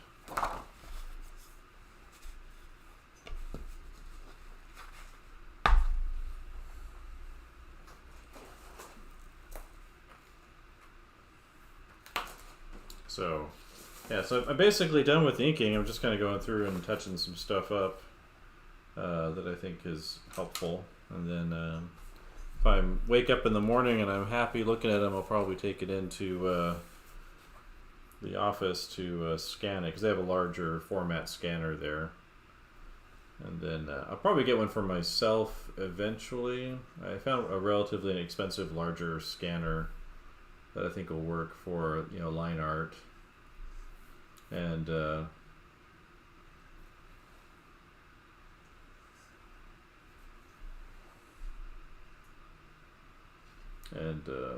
but especially if I want to do my own project, because it'll be pretty extensive, and I don't want to have to run off every time I need to scan something. Not that the work scanner is very far away, but you know, just a 10-minute walk. But who wants to go outside, right? You know, that's just sounds unpleasant, right? Going outside, touching grass, seeing the world. You know.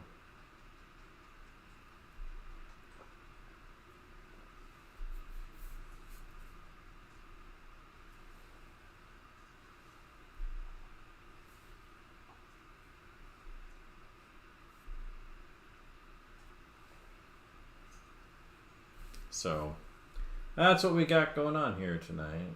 Is me trying to finish this up. I should have finished this up months ago. But again, I it was gone all of October, and kind of got into finishing my other project this summer. Oh, hello, Caleb. You're at Ringling, right? Epson Workforce 7620, but aren't like the super large Epsons? Aren't they like $3,000 or something? I don't want to spend that much money on a scanner. I have like a regular sized one, that fits up to like A4 or letter size paper, but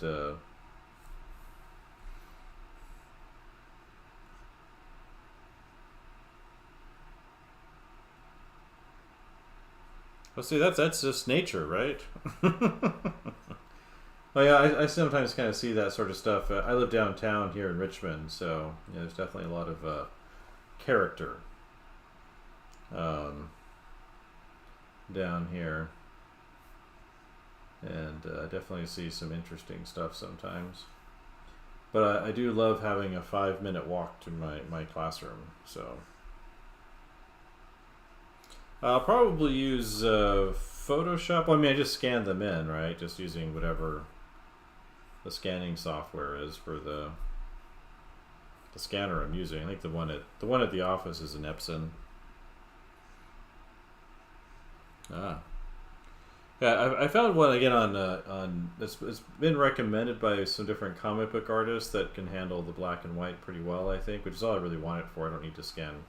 I mean, it probably scans color just fine too, but I'm just looking for the black and white.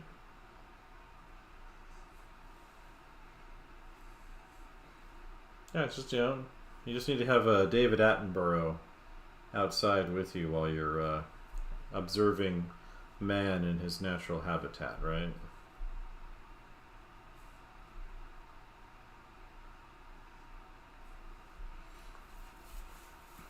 But I think it was a little heavy-handed with the shadows on the side of his face. So I can't break that up a little bit.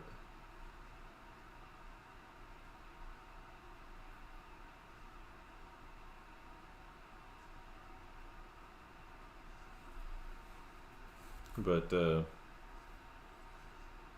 yeah, I think I found something that would work. I just, I don't have to spend the money on it. Then I can just walk 5 minutes to the Communication Arts office and take care of it up there.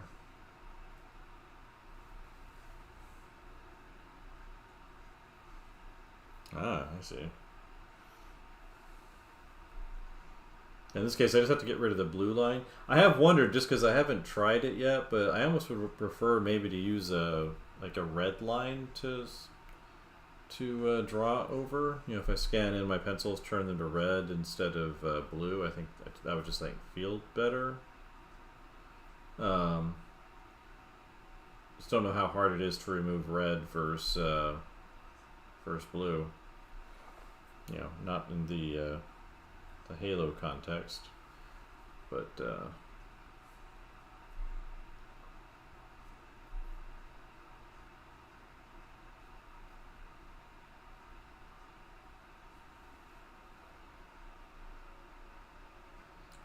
it's not a big deal, you know. So again, it's just 5 minutes away. Just it's a problem if it's raining or something, or a meth head tries to steal my drawings. But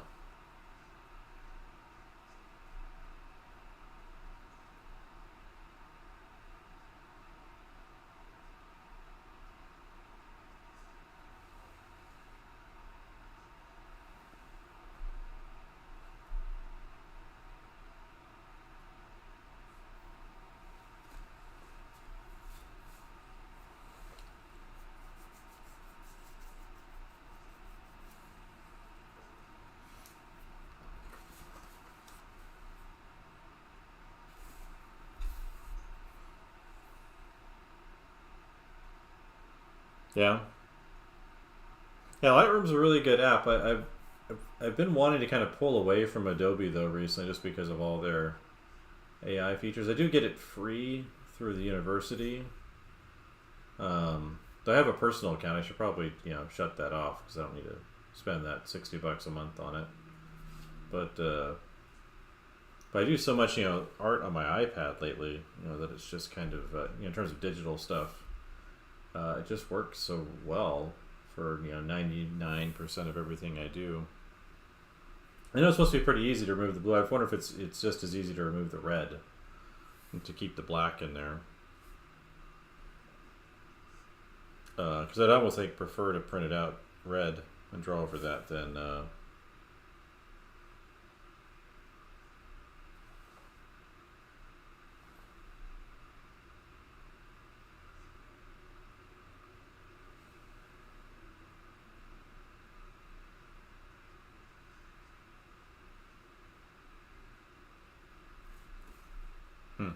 yeah, I have a larger format printer here that I like. It's it is an Epson. It's the 7310, I think. Is that what it says? So I did pick up that, so I can print large format at home. And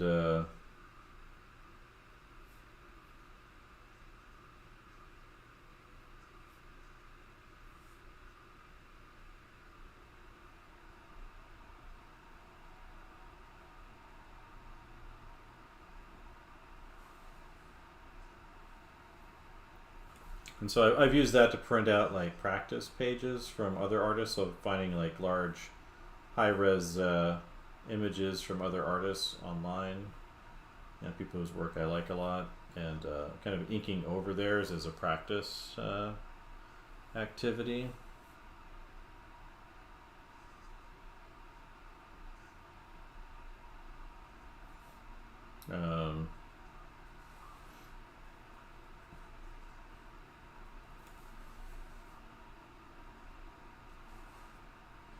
So I do have that. It's just a scanning part.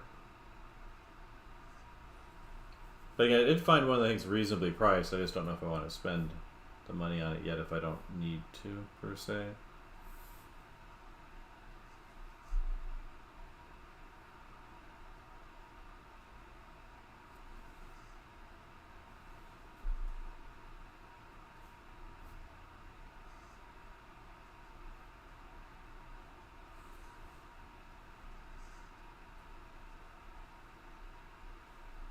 So,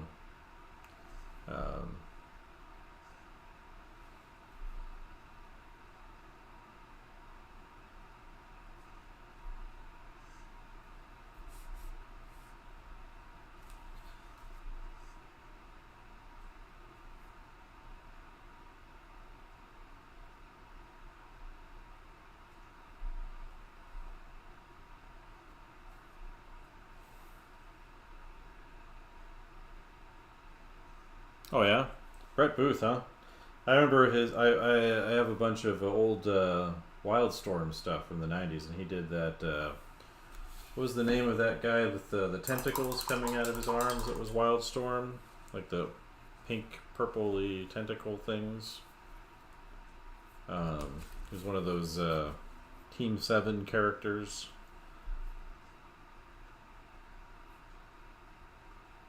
But I felt like back then, even I felt like his drawings were a little bit lumpy. Like the forms were a little bit overdrawn. It looks like I've seen some more recent stuff by him that I think is obviously better. It's been 20 plus years, um, but maybe 30 years now, or coming up on that.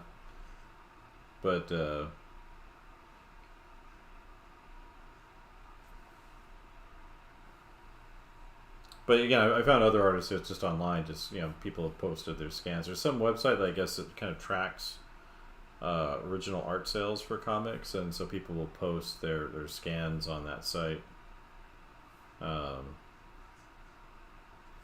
Forget the name of it. I've got it open up on a browser somewhere around here, over at the computer on the left. But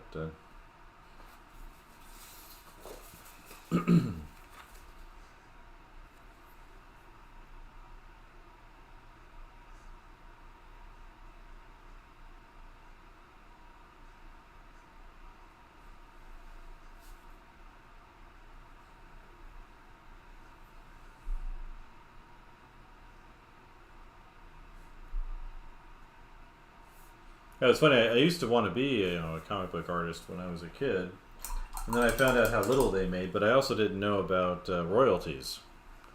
What was that guy's name? I've got the comic miniseries they did with him too. What was his name? It was I want to say it starts with a B, but that might be wrong.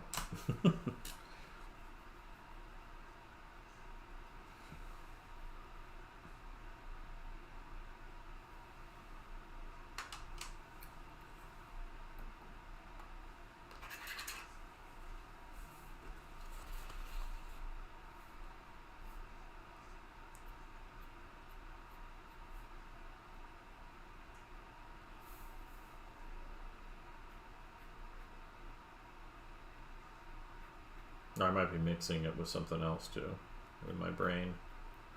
Such things have happened before.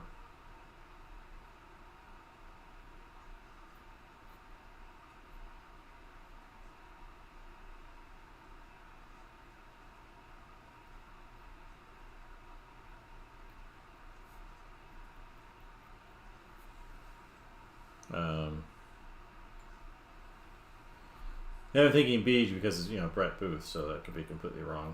But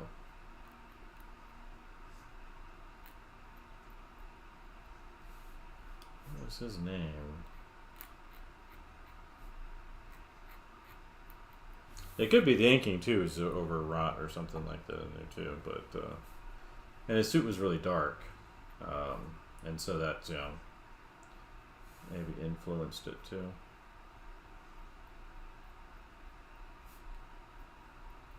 One thing I have learned doing this project is I don't like this paper very much. So I bought this. This is the Canson comics paper, and it's too soft. I bought some others, I think some Strathmore. I think it's Super Smooth or Vellum or something like that, and I like it a lot better. I've been doing some tests on it separately, and it's smoother, and then it's this is. And then this paper is just really soft. So I think the other one's like plate finish or something like that. And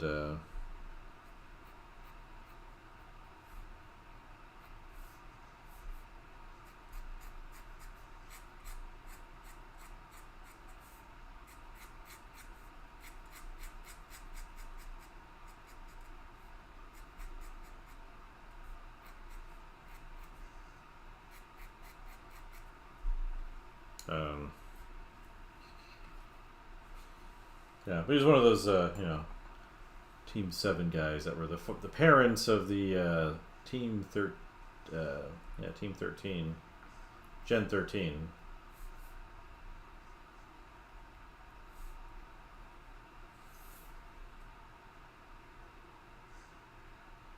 Yeah. So yeah, this I don't remember what the finish is. It's whatever Canson they make for it. And I've just decided I don't like it, but I've already printed these out, and I only have like a couple left, and I wanted to give it a try.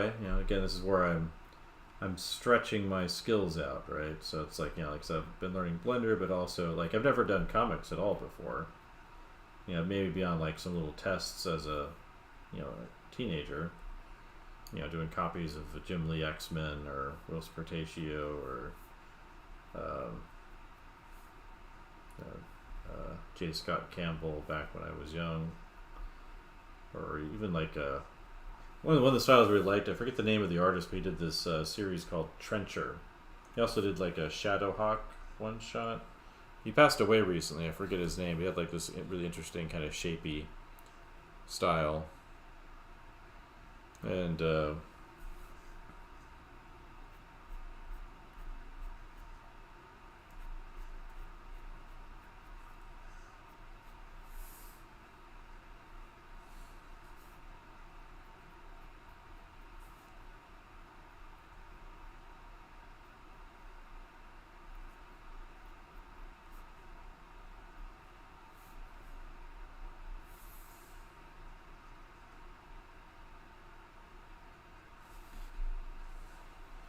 yeah, one of the things I was trying to really focus on was just clarity and storytelling, because that's like something I've been reading through and seeing what people have to say about comics storytelling is really being able to communicate story. Yeah, Keith Giffen, that's who.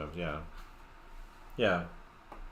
It's weird. I've been going through my comics and I've realized I think some of them must be in a box at my parents' because I don't have all of them here, and so. When I go home, I'm going to have a partially empty suitcase so I can see what I can bring back. They want me. I've got like a small amount of stuff left at my parents' basement, and I just need to grab the last of that. See what's in there.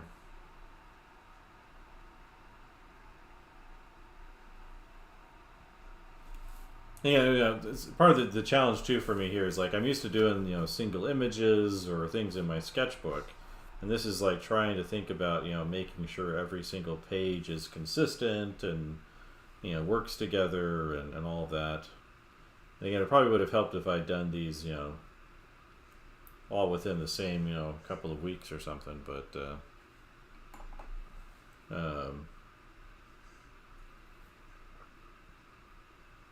I've been watching a ton of Richard Friend videos and some Jimmy Reyes videos, and they're kind of your classic 90s inkers.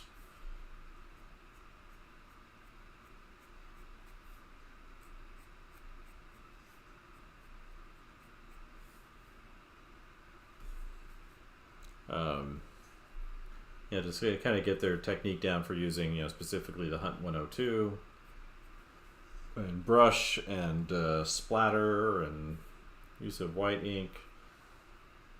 Like you saw with those other ones are ones I've done before, but again, it's kind of me working on a single image, and that's just a whole other animal than trying to work through a bunch of pages, which I hadn't really thought about.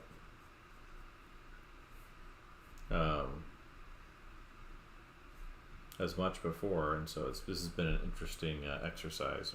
I'll be curious to see what I do with the next project. What I'm thinking about doing next is, so I've been wanting to do is I've got this kind of concept portfolio I've been reworking over the last year basically, and that's where like the 3D stuff's been coming. I want to do a little more 3D concept art stuff, and just kind of expand my repertoire.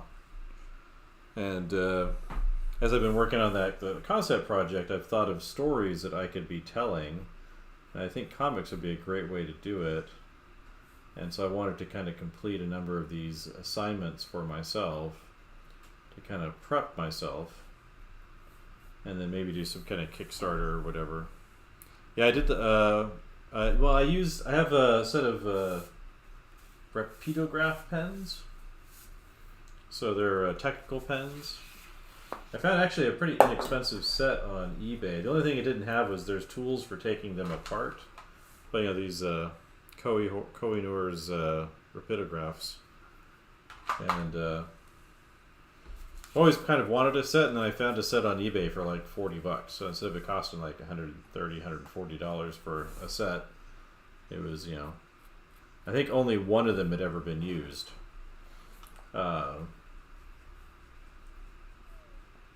So it's they all work great, even the used ones.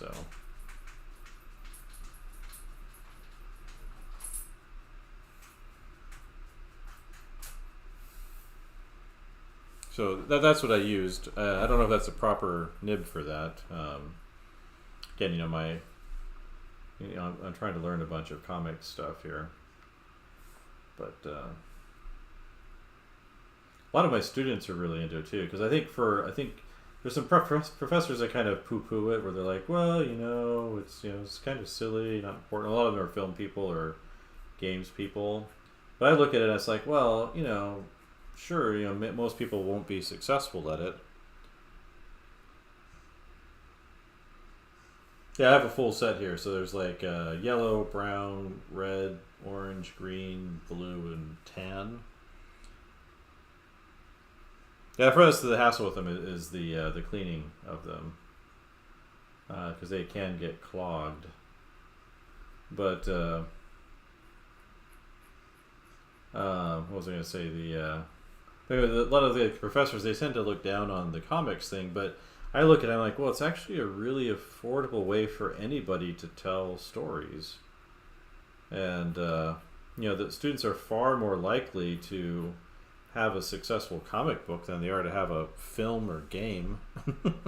Like, those take a lot of people working together for a long time to hopefully produce something that might turn a profit, whereas you know, with a comic book, you know, you could do a crowdfunder or put it in front of Image or something like that, and you'll know pretty quickly whether or not it's going to get funded or support. You know, it's it just seems like it's a really great testing ground for stories and characters and all of that, and so I tend to look at it very differently than I've seen, you know, other people talking about it. And you know actually, you know, even if especially if you're doing it all yourself, it only costs, you know, a few $1,000s to print out, you know, a number of the comics, and then you can take them to a Comic Con locally, because there's a bunch of those now. And so, you know, that's, you know, well, it's certainly not cheap per se, but it's way cheaper than making a game or putting a short film together. Just wrong tube there. You know, I had a friend come out of school, you know, back when I was in school originally, and he did a comic for his senior project, took it to Comic Con in San Diego back in, like, you know, 2003 or 4 or something like that, and he got it in front of some people, and they made a TV show out of it. You know, it wasn't anything life-changing in terms of money, but they made a show. You know, it was I think it was in South America or Central America, but you know, that's really hard to do otherwise.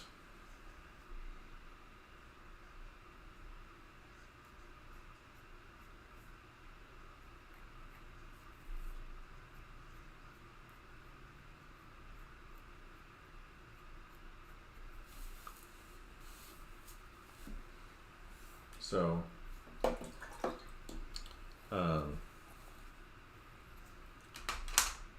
yeah. So I think it's really helpful to maybe can help students consider doing it, because that way they learn to tell stories, they learn to you know, do compositions and do visual storytelling, and put their ideas into a context. So, you know, I think it's really, really smart thing for them to do, personally.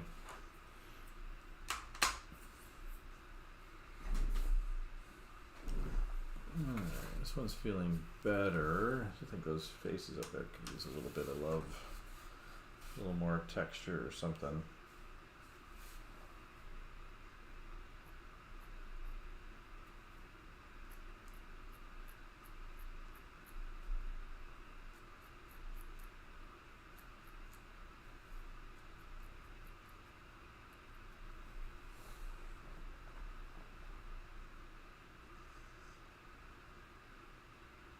Yeah. So yeah, it's definitely the place to be, right? Is you have that freedom to work. The hard part, when life is stable, is that you do have that freedom, right? So it's really easy to get distracted by things, and the discipline for completing that kind of project can be pretty intense. That's why I decided to do these like shorter pages, shorter stories first. So it's just me and the dog, and I actually have lots of time. I'm full-time teacher, but I only teach 2 classes per semester. In fact, I'm really not allowed to teach any more than that, unless there's an emergency, because I'm considered a research professor, and so that means I'm supposed to be doing, for my case, it's it's any kind of professional activity. And I decided to really take this first kind of year and a half and just like a review of my skill set and update things that I felt could be improved. Like character drawing or these comic things or the 3D thing, and really just kind of focus in on that. And then the plan in the new year is to either jump into this comics project or try and find some clients. Which I've done before. It's been a while, but I'm curious to see what that market looks like come the new year.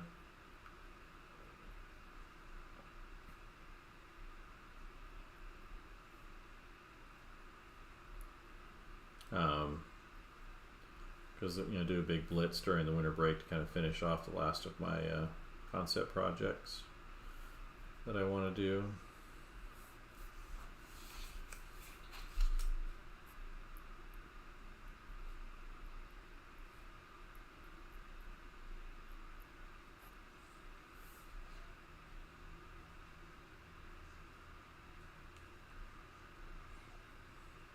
Yeah, but again, for that kind of thing, a lot of time is, as you're probably well aware, time can pass really fast,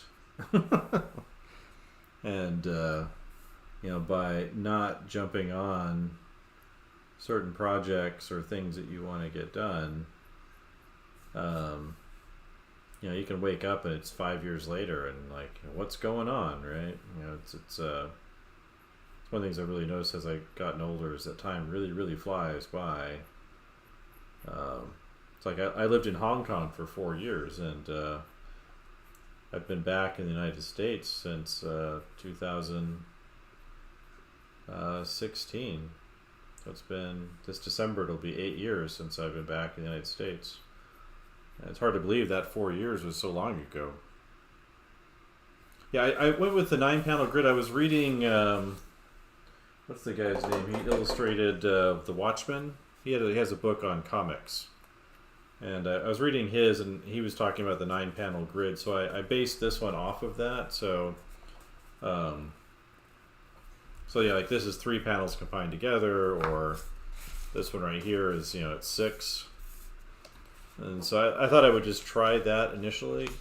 Again, assignments, right? So you give yourself limits.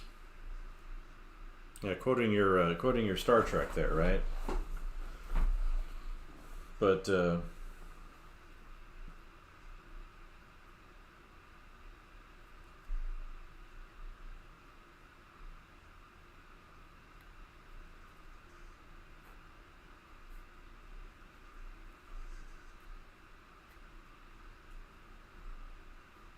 yeah, so I had like certain things I wanted to do with this project, like a double-page spread and the 9-panel grid, and so I kind of have limits to myself that I put in here as a way of kind of focusing my effort.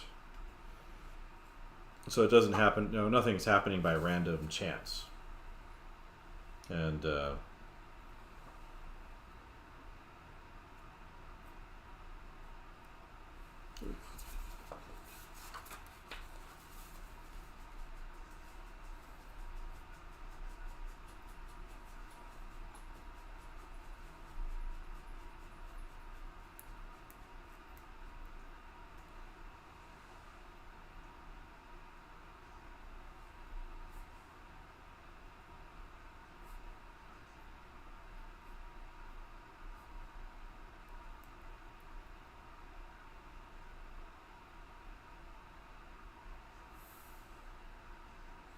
So, um, but yeah, so that's why I like to structure my courses that way too, so that there's some kind of limit for the project I recommend. Obviously, when you're doing stuff online, you can do projects however you want or little, but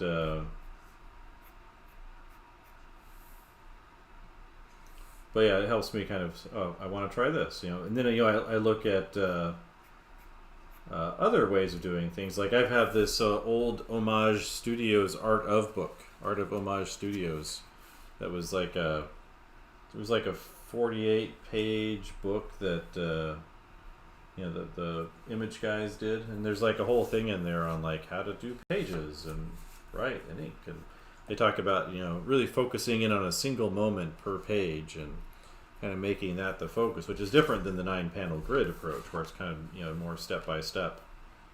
So I might try that out next, just more open format.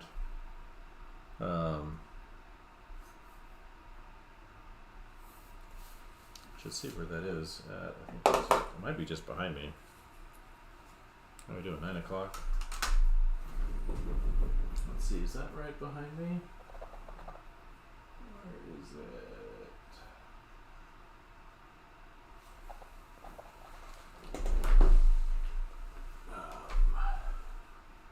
How comics work.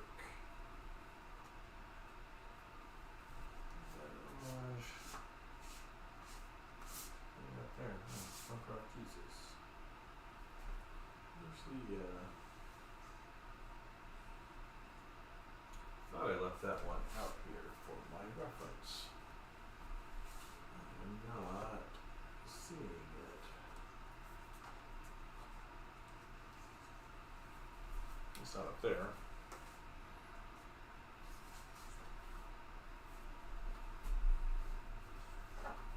So let's see, it might be in there.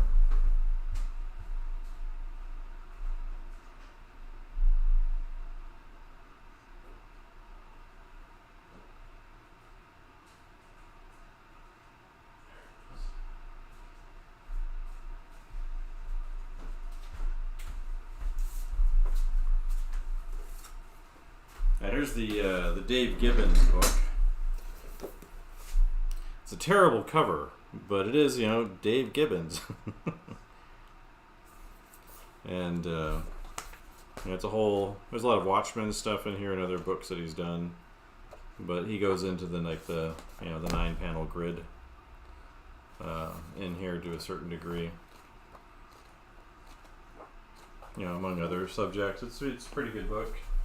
Even if I don't like the cover.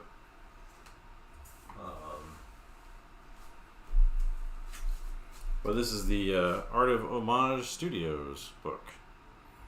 I bought probably when I was a teenager, whenever this came out. When did it come out? What year? It might have come out when I was at college, because they were still doing stuff. See, 1993, so it would have come out when I was maybe a sophomore, freshman in school. But there's some Mark Silvestri and Whilce Portacio. Had like a little short. This is like an old idea for a comic book that never happened from J. Scott Campbell. Has a bunch of cool stuff in here, but there you go. How to Draw by Whilce Portacio. But I don't think he's the one doing the drawing. So this is Gen 13 plot written by Brandon Choi, and then Jim Lee drawing. Okay, so but here's the rough drawing, and then there's kind of the rough pencils, and then the finished pencils, and then the finished inks, and then colors, swimsuits. Back it had it had a really cool story. I don't know if I can find it. For a comic that didn't end up being that good, but I love the kind of the intro story they put in here. There it is. It's this right here. So it was like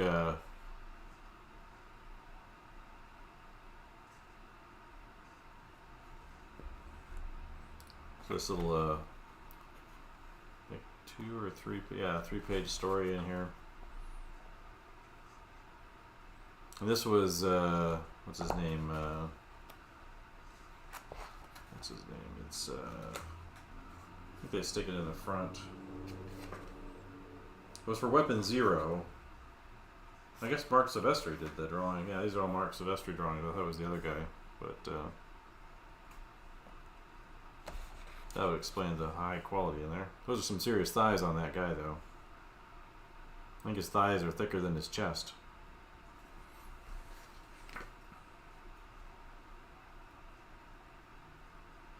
But it's a fun little book. You know, like here's some sketches from Mark Silvestri and that. But I think it was only like 48 pages.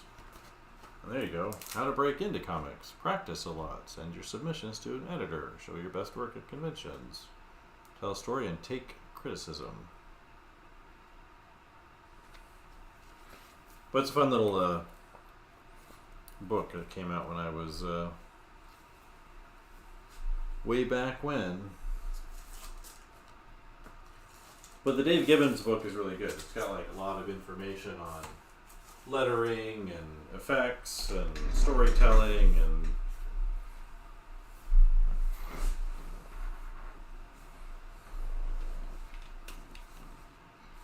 there is an omnibus for I think the Cyberforce books now that you can get. It's not very expensive. I think I have all of the Darkness stuff on Comixology. I guess it's Amazon now, but I was buying a lot of digital comics when I lived in Hong Kong. Kind of got back into reading them again, and so, but you know, comics are hard to come by there, so I was just did the Comixology thing. Whenever they'd have like a big sale on, you know, a line of comics, I'd buy a bunch. So like I bought a bunch of, you know, Spawn and a lot of the Image stuff, the old Image stuff, other, you know, newer stuff too. But it was often, you know, just the whenever there's like a sale on a whole line, and so I would just buy a bunch of those when they were like $1 each, or you know, a certain amount for trade paperbacks that were like, you know, $3 or whatever temporarily.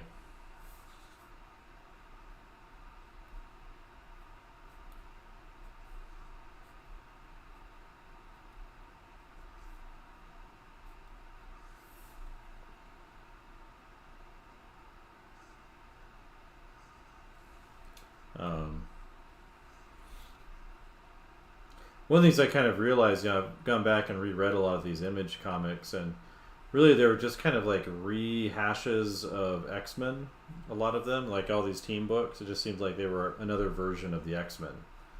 And that probably explained why a lot of their stories just didn't go very far, because they didn't really have a strong story they wanted to tell. Like, you know, Wildcats, you know, as soon as, you know, Jim Lee and then Travis Charest were done with it, like it just didn't matter anymore once the artists were left it behind. And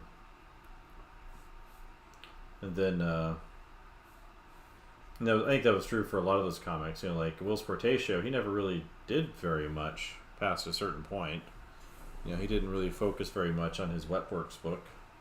Mark Silvestri did do a lot of work. You know, he's one of those ones that did a ton. He had different, you know, Cyberpunk and then The Darkness and whatever else he was working on. But they were trying, I think, really, really hard at the beginning. Like, I have this Wildcat Cyber Force crossover books, and the ones that Jim Lee did, there's one he did where there's like, it's an extra large sized issue, and there's like quadruple page spreads in it.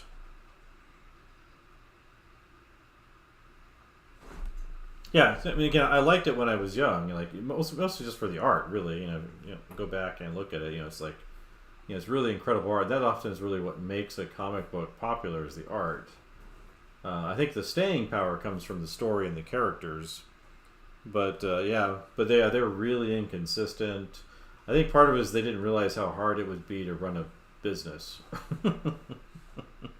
I think that was kind of the problem they ran into. So I know like Jim Lee stuff, like a lot of stuff took off like really fast. Like there was video games, there was a cartoon TV show. There was a ton of stuff going on with his properties. They all had toys pretty fast. And like McFarlane, he pivoted to toys almost completely. He's kind of been reviving his whole Spawn thing the last 4 or 5 years, but as like a major line. But and then eventually Jim Lee sold off all of his Wildstorm stuff to DC, which never really did anything with them because I don't know that there was really that much to do. It's like like Gen 13. How interesting was that once J. Scott Campbell was done with it? There was some cool one shots that were done by some really good artists. But once they were all done with the artists that were there, it just kind of faded away.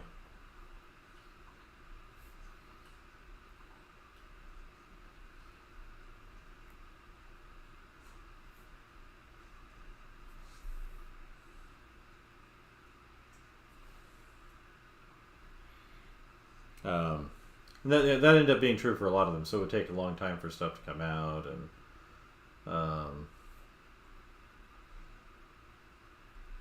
but those are some of the most incredible artists, though. Putting all that out, which was awesome to see.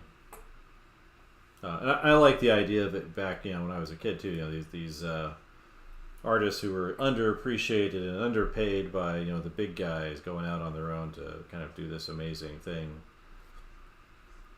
But I think they should have done a better job pairing up with some strong writers for some longer stories, or even just done short runs on things. Because a lot of what sold was the strength of their art and not so much their characters. But what do I know? I've never produced anything quite like that. So.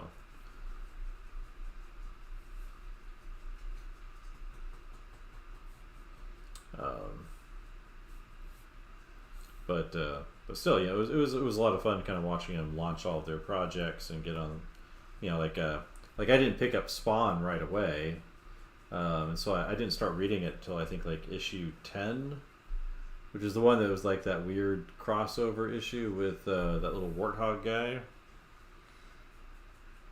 I thought it was cool as a teenager because it was super meta. It was like a comic book about comics.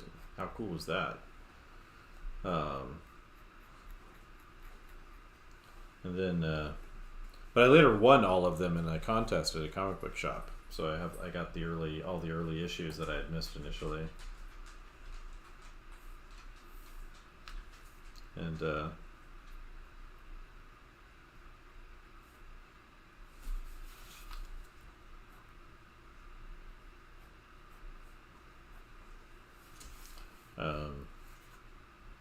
for me, that was half the excitement, was kind of this entrepreneurial event that it was for all these artists. So I've always appreciated that aspect of it.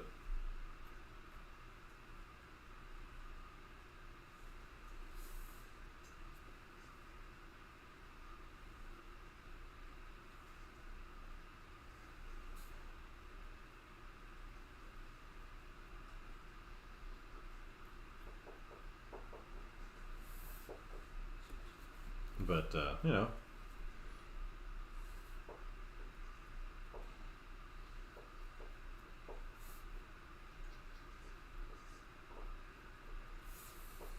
I remember when the Wildcats eventually got to their home planet. It was so disappointing. They had been fighting a war that had been over for a long time already, and then they learned kind of they were in this weird kind of caste system, and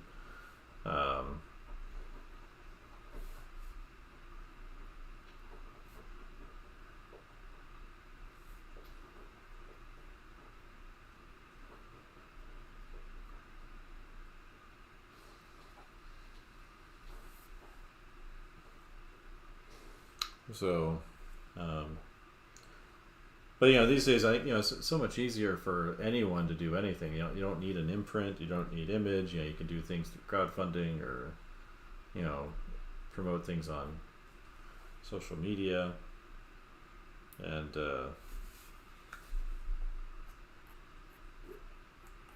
you know, there's just more opportunity. There's more people doing stuff too, but I think there's more opportunity for people.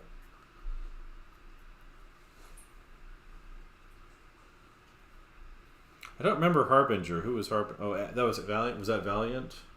Remember they did that crossover with Valiant, Death Watch or Death Match or something like that, where that silver lady met the radioactive guy and they birthed a universe or something.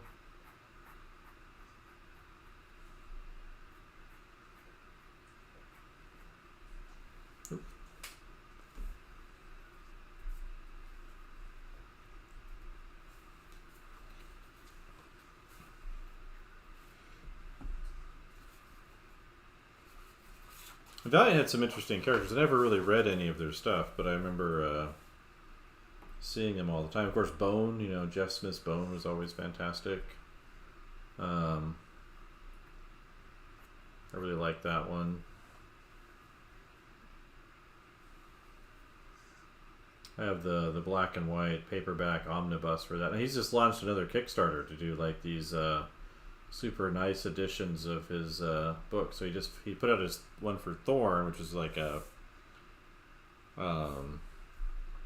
which was his you know, the girl character in Bone, but I guess it was originally a comic strip before he started doing the comic books.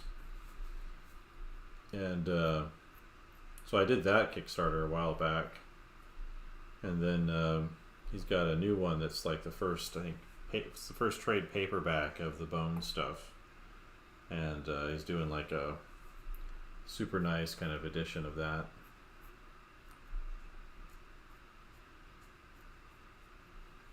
So I have to check that out. I think the Kickstarter's going live soon for that.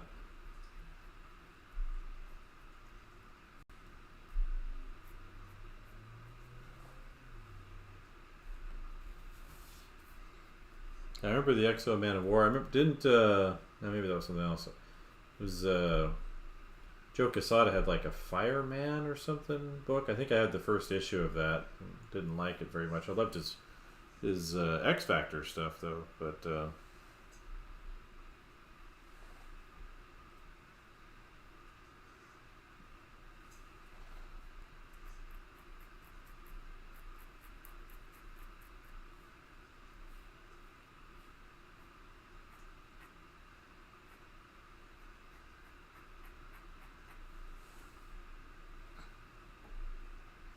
it was a fun time for comics back then. There's some, you know, good stuff going on right now too. You know, there's Robert Kirkman's doing all that G.I. Joe Transformers stuff, and he's got Daniel Warren Johnson doing cool stuff with that. I guess there's a library edition of the Daniel Warren Johnson Transformer stuff coming out in the spring, so I like to pick those things up. You know, like I've got those for like the Batman White Knight stuff that Sean Gordon Murphy did. Ninjak, huh? I'll have to look that up. Oh. That's he had like this Fireman thing too for a while. It was like, I don't remember what it was called. So yeah, I have the first issue of it, but I don't remember what it was called. But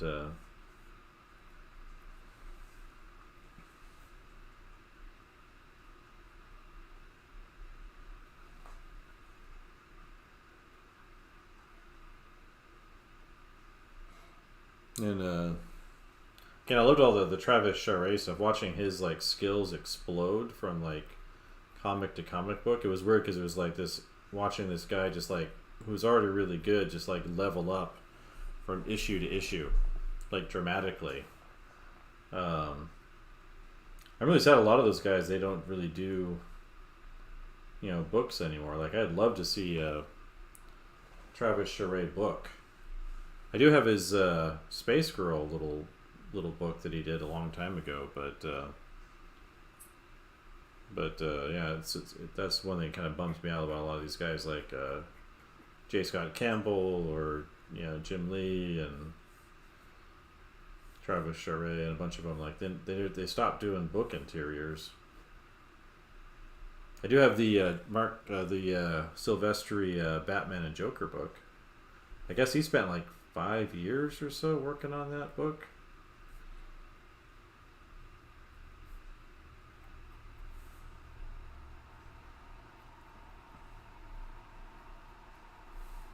It's pretty nice. It's a funny story. Batman and sort of teaming up with the Joker to solve a crime or to solve a mystery.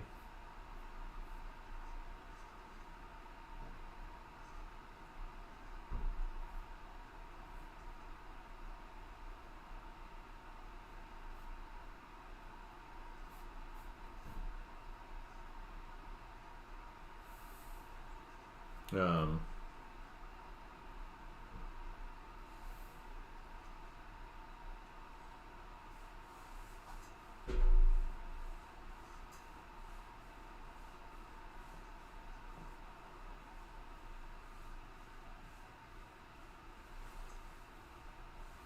How's my Bosch doing, huh?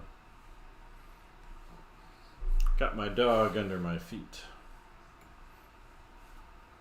I think he's pretty certain I'm like 80% foot.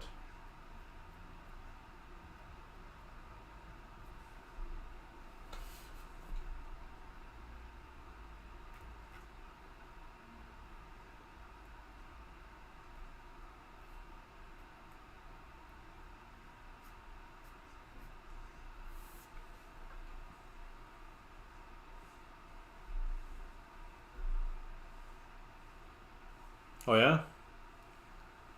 What has Sam Keith done, man? I have a bunch of his old Mac stuff. I was going back and rereading a bunch of it, and I forgot how wordy it was. Like, there's a lot of talking in there. I remember thinking it was cool when I was a kid.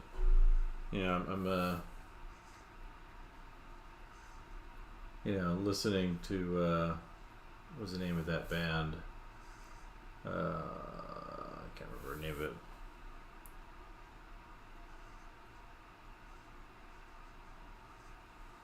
Well, he definitely,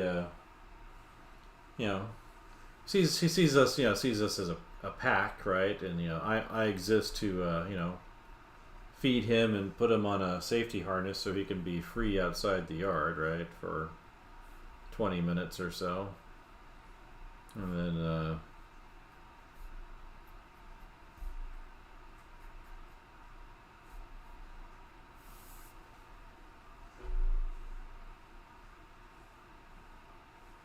yeah, yeah, lot of explanation going on in those books, right?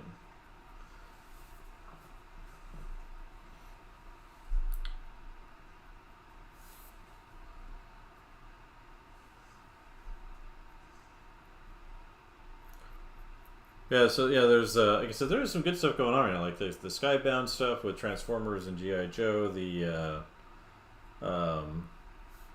stuff Jeff Johns is doing, his Ghost Machine books, uh, Geiger and Rook. Yeah, well, the art was so good. I mean, it was McFarlane and then Greg Capullo, and Greg Capullo. I don't know if he was a really great fit for Spawn, but he was really good. Watched him get better. Or like I was saying with the Travis Charest stuff for Wildcats. But I think like Alan Moore or somebody was writing it at that point, right? Or some I can't remember who it was writing with Charest. But just watching his art, like I thought, well, this guy's really good. And then you see the next issue, like he's gotten a lot better. And then you see the next one, he's like, who? Like, was he some kind of genius or what's going on here?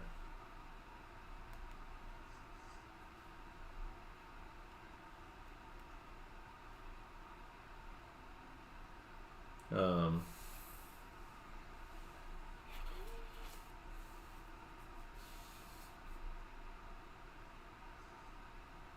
Hola, Venezuela.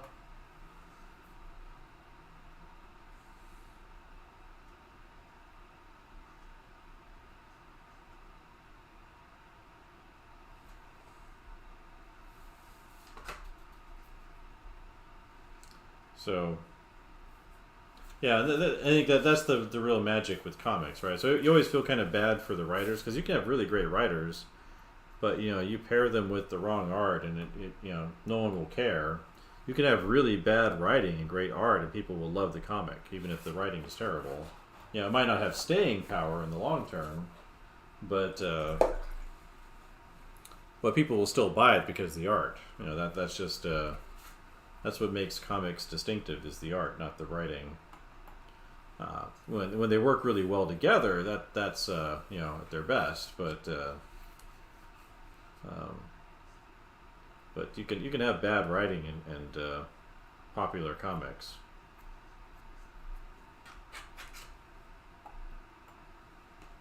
It's just the frustrating fact for writers, and it takes a lot less time to write a comic book than it does to draw it.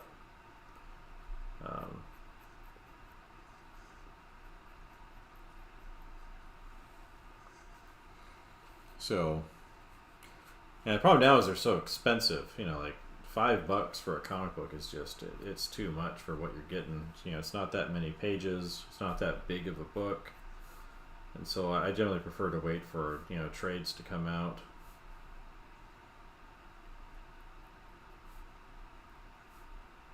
And I'm pickier with my storytelling these days, and yeah.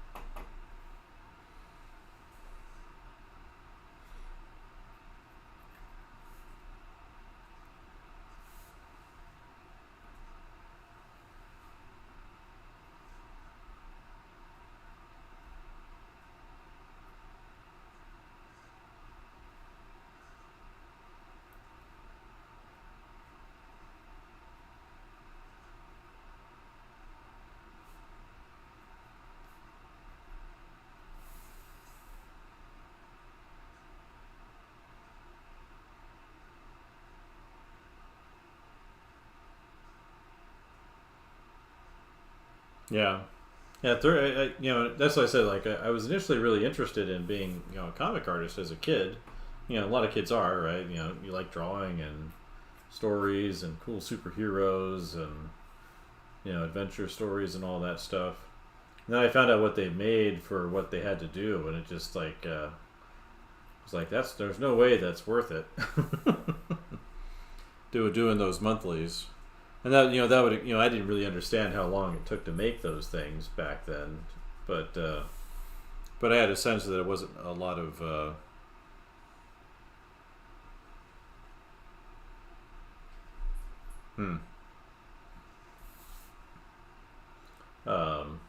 yeah, I just remember thinking how little that was every month. I didn't really think about how long it took to make a comic book because I really didn't know. But I was just like it was like 150 a page to pencil or something like that. And I added that up in my brain. I was like, that's just not a very good money.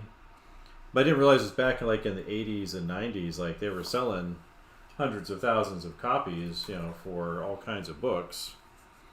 And there's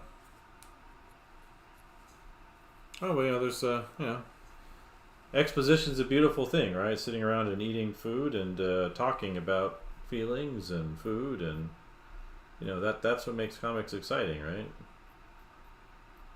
Especially when they've already said what they've said before and you already know what's going on.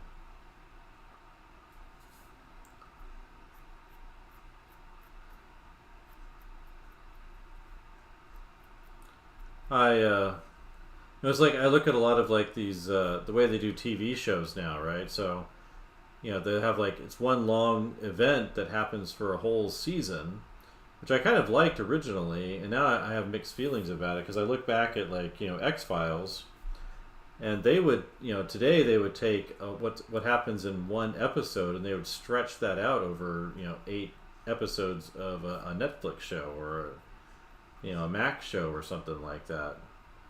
There'd be so much that would happen in a single X-Files episode, that it would, it was a whole story all within itself.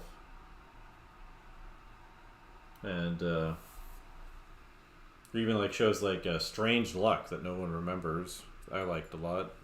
It was only on for like one season.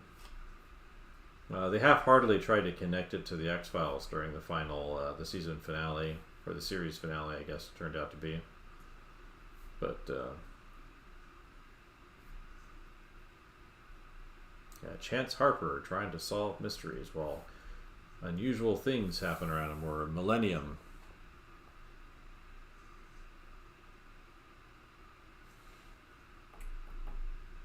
Yeah, so and back again, when they were making those original comics at Marvel, like one episode, one issue was a whole story, right? It was a beginning, middle, and end. It didn't continue necessarily across 5 issues or whatever. It could, but that was relatively rare.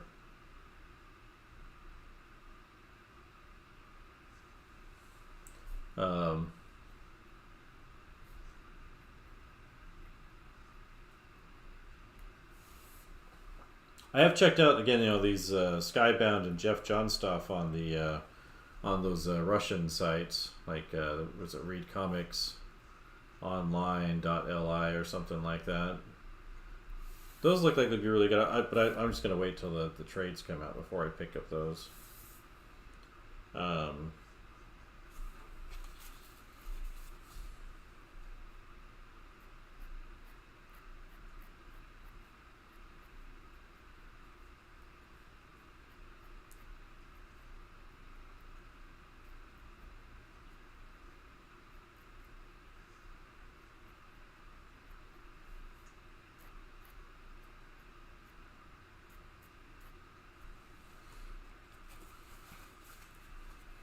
Yeah, and so there's a lot of that just because like they do weird stuff to the characters, like change their change who they were completely.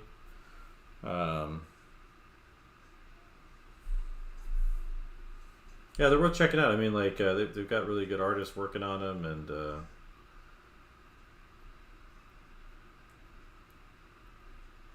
so I've read them online, not in the legal places, but just because like I don't.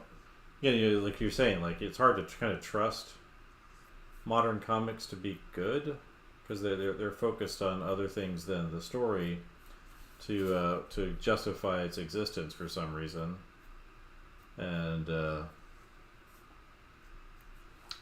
don't find that to be particularly meaningful for me. Maybe it's meaningful for some other people, but. For me, it's just like, well, that's I guess good for you, but I'm not particularly interested in reading that. But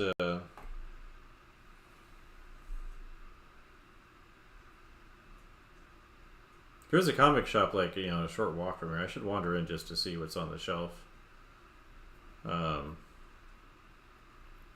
There are some really great artist editions that have been coming out. Like there's Batman Year One, Marzichelli. There's some other ones. I picked up the Danny Warren Johnson Extremity one on a Kickstarter earlier this year. I forgot how big these are though. Like it's gigantic. I think what it is, I don't know if they're designed to be enjoyed. I think sometimes like because they're not making very much. They're not doing the sales they used to do on these comics like they did in 30 years ago. I think part of what they're doing is they're just maintaining IP rights. So they're publishing it and not worrying about the sales, just in order to maintain like certain kinds of rights on them. Or they'll change the characters in order to avoid paying rights. Because I think that Marzichelli one's on Amazon. I think I saw it was like $80 or $90. probably worth it. I mean, if it's that big, I think I saw a copy of it at Lightbox. Lightbox is a big kind of animation, illustration, concept art convention that happens in Pasadena in the fall that I went to with some students and faculty this fall for the first time in person.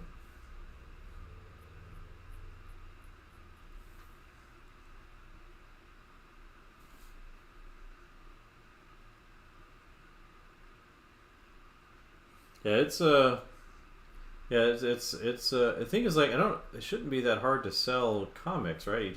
You make them really enjoyable, because like, manga doesn't seem to have a problem selling. Like I've got the whole Berserk series, in hardcover, or Akira, and they sell those all over the place, and they're doing really really well because the stories are really great.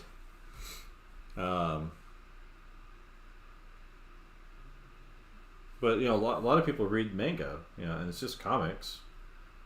Manga just means cartooning, comics basically. Doesn't have any like special meaning. It's just comics.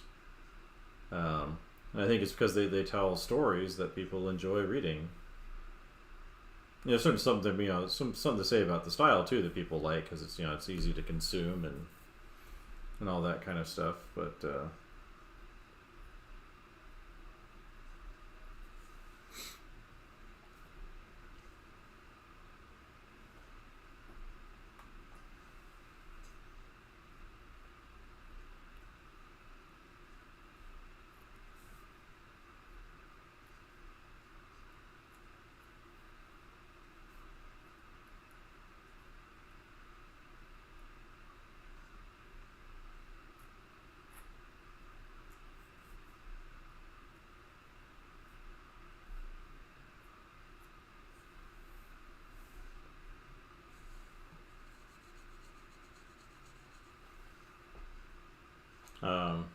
so I think there's real opportunity for really good comics to do well.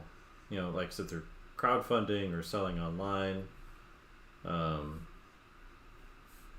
just having the right story, presented the right way to the right audience.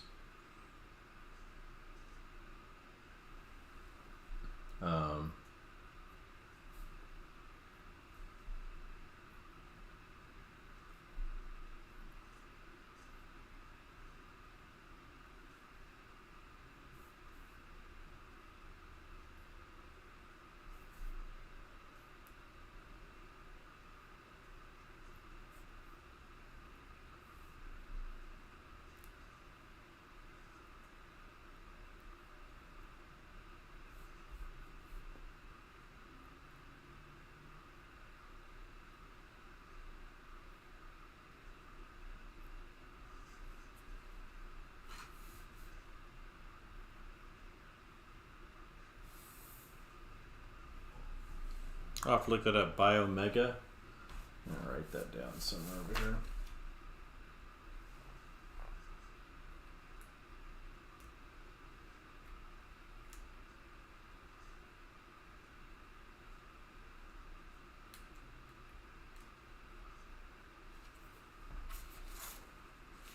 Um,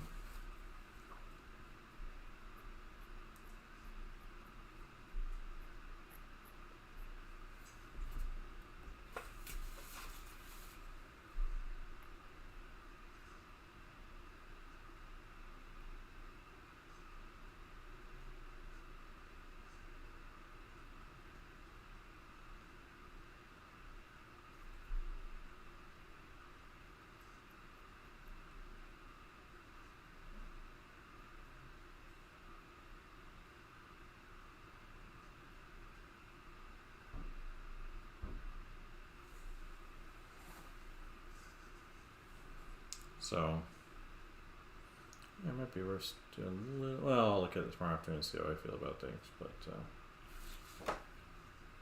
we want to get some splatter on that last page because I don't have any on there yet.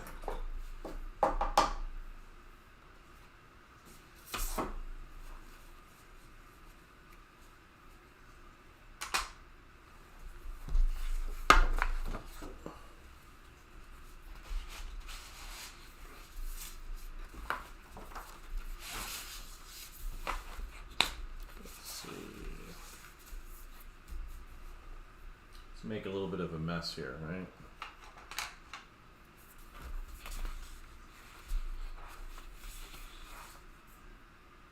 Ah.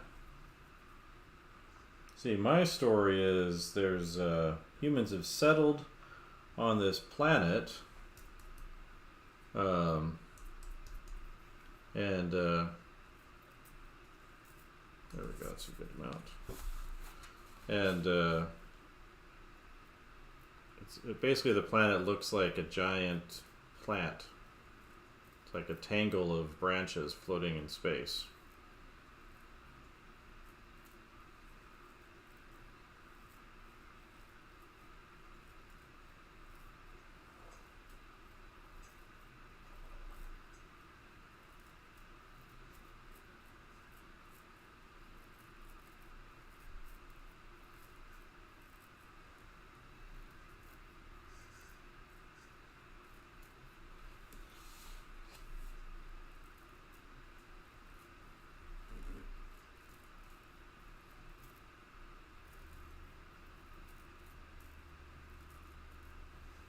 There you go. I think that feels better.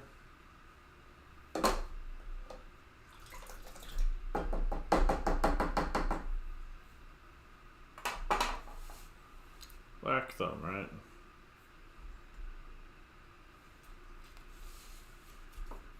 Yeah, so yeah, the people have settled on the planet, and it's it's hundreds of years later, and there's these artifacts that are there from kind of an ancient civilization. I call them the artifacts. I call like totems or vaults, and there's different types, but they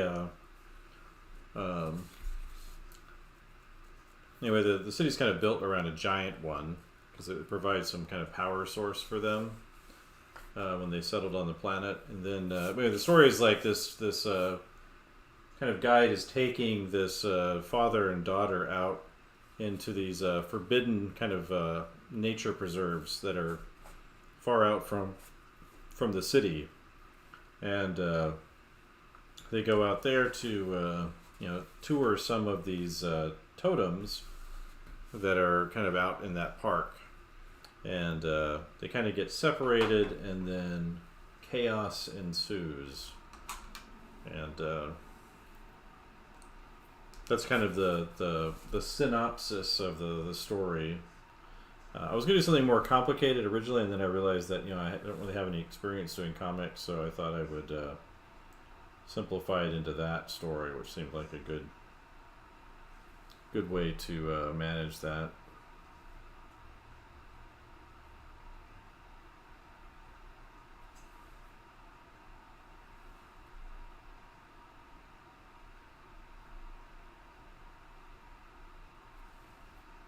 So I've been working, it's kind of based around a lot of the concept art I've been doing, and then it's also kind of helped me focus the kind of the pieces I want to do for the concept art, because I need some wildlife and locations and vehicles, and of course the characters, and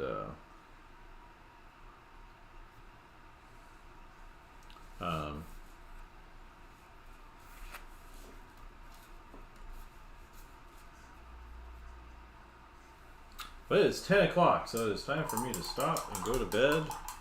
Get my dog his evening frozen broccoli that he always gets. And appreciate everybody coming in and checking stuff out. And I might consider this done in the morning. We'll see how I feel about it. And maybe get it scanned in and start coloring it or something. I'd like to try coloring it in on the iPad, because I really like some of the tools they have in this app I like called Infinite Painter, and I think it would make it really easy to color in there. Of course, I could have done the whole thing in there. They've actually got like comic drawing panels tools in there and things like that. But again, thanks to everybody that came in, and we'll probably talk to y'all tomorrow sometime.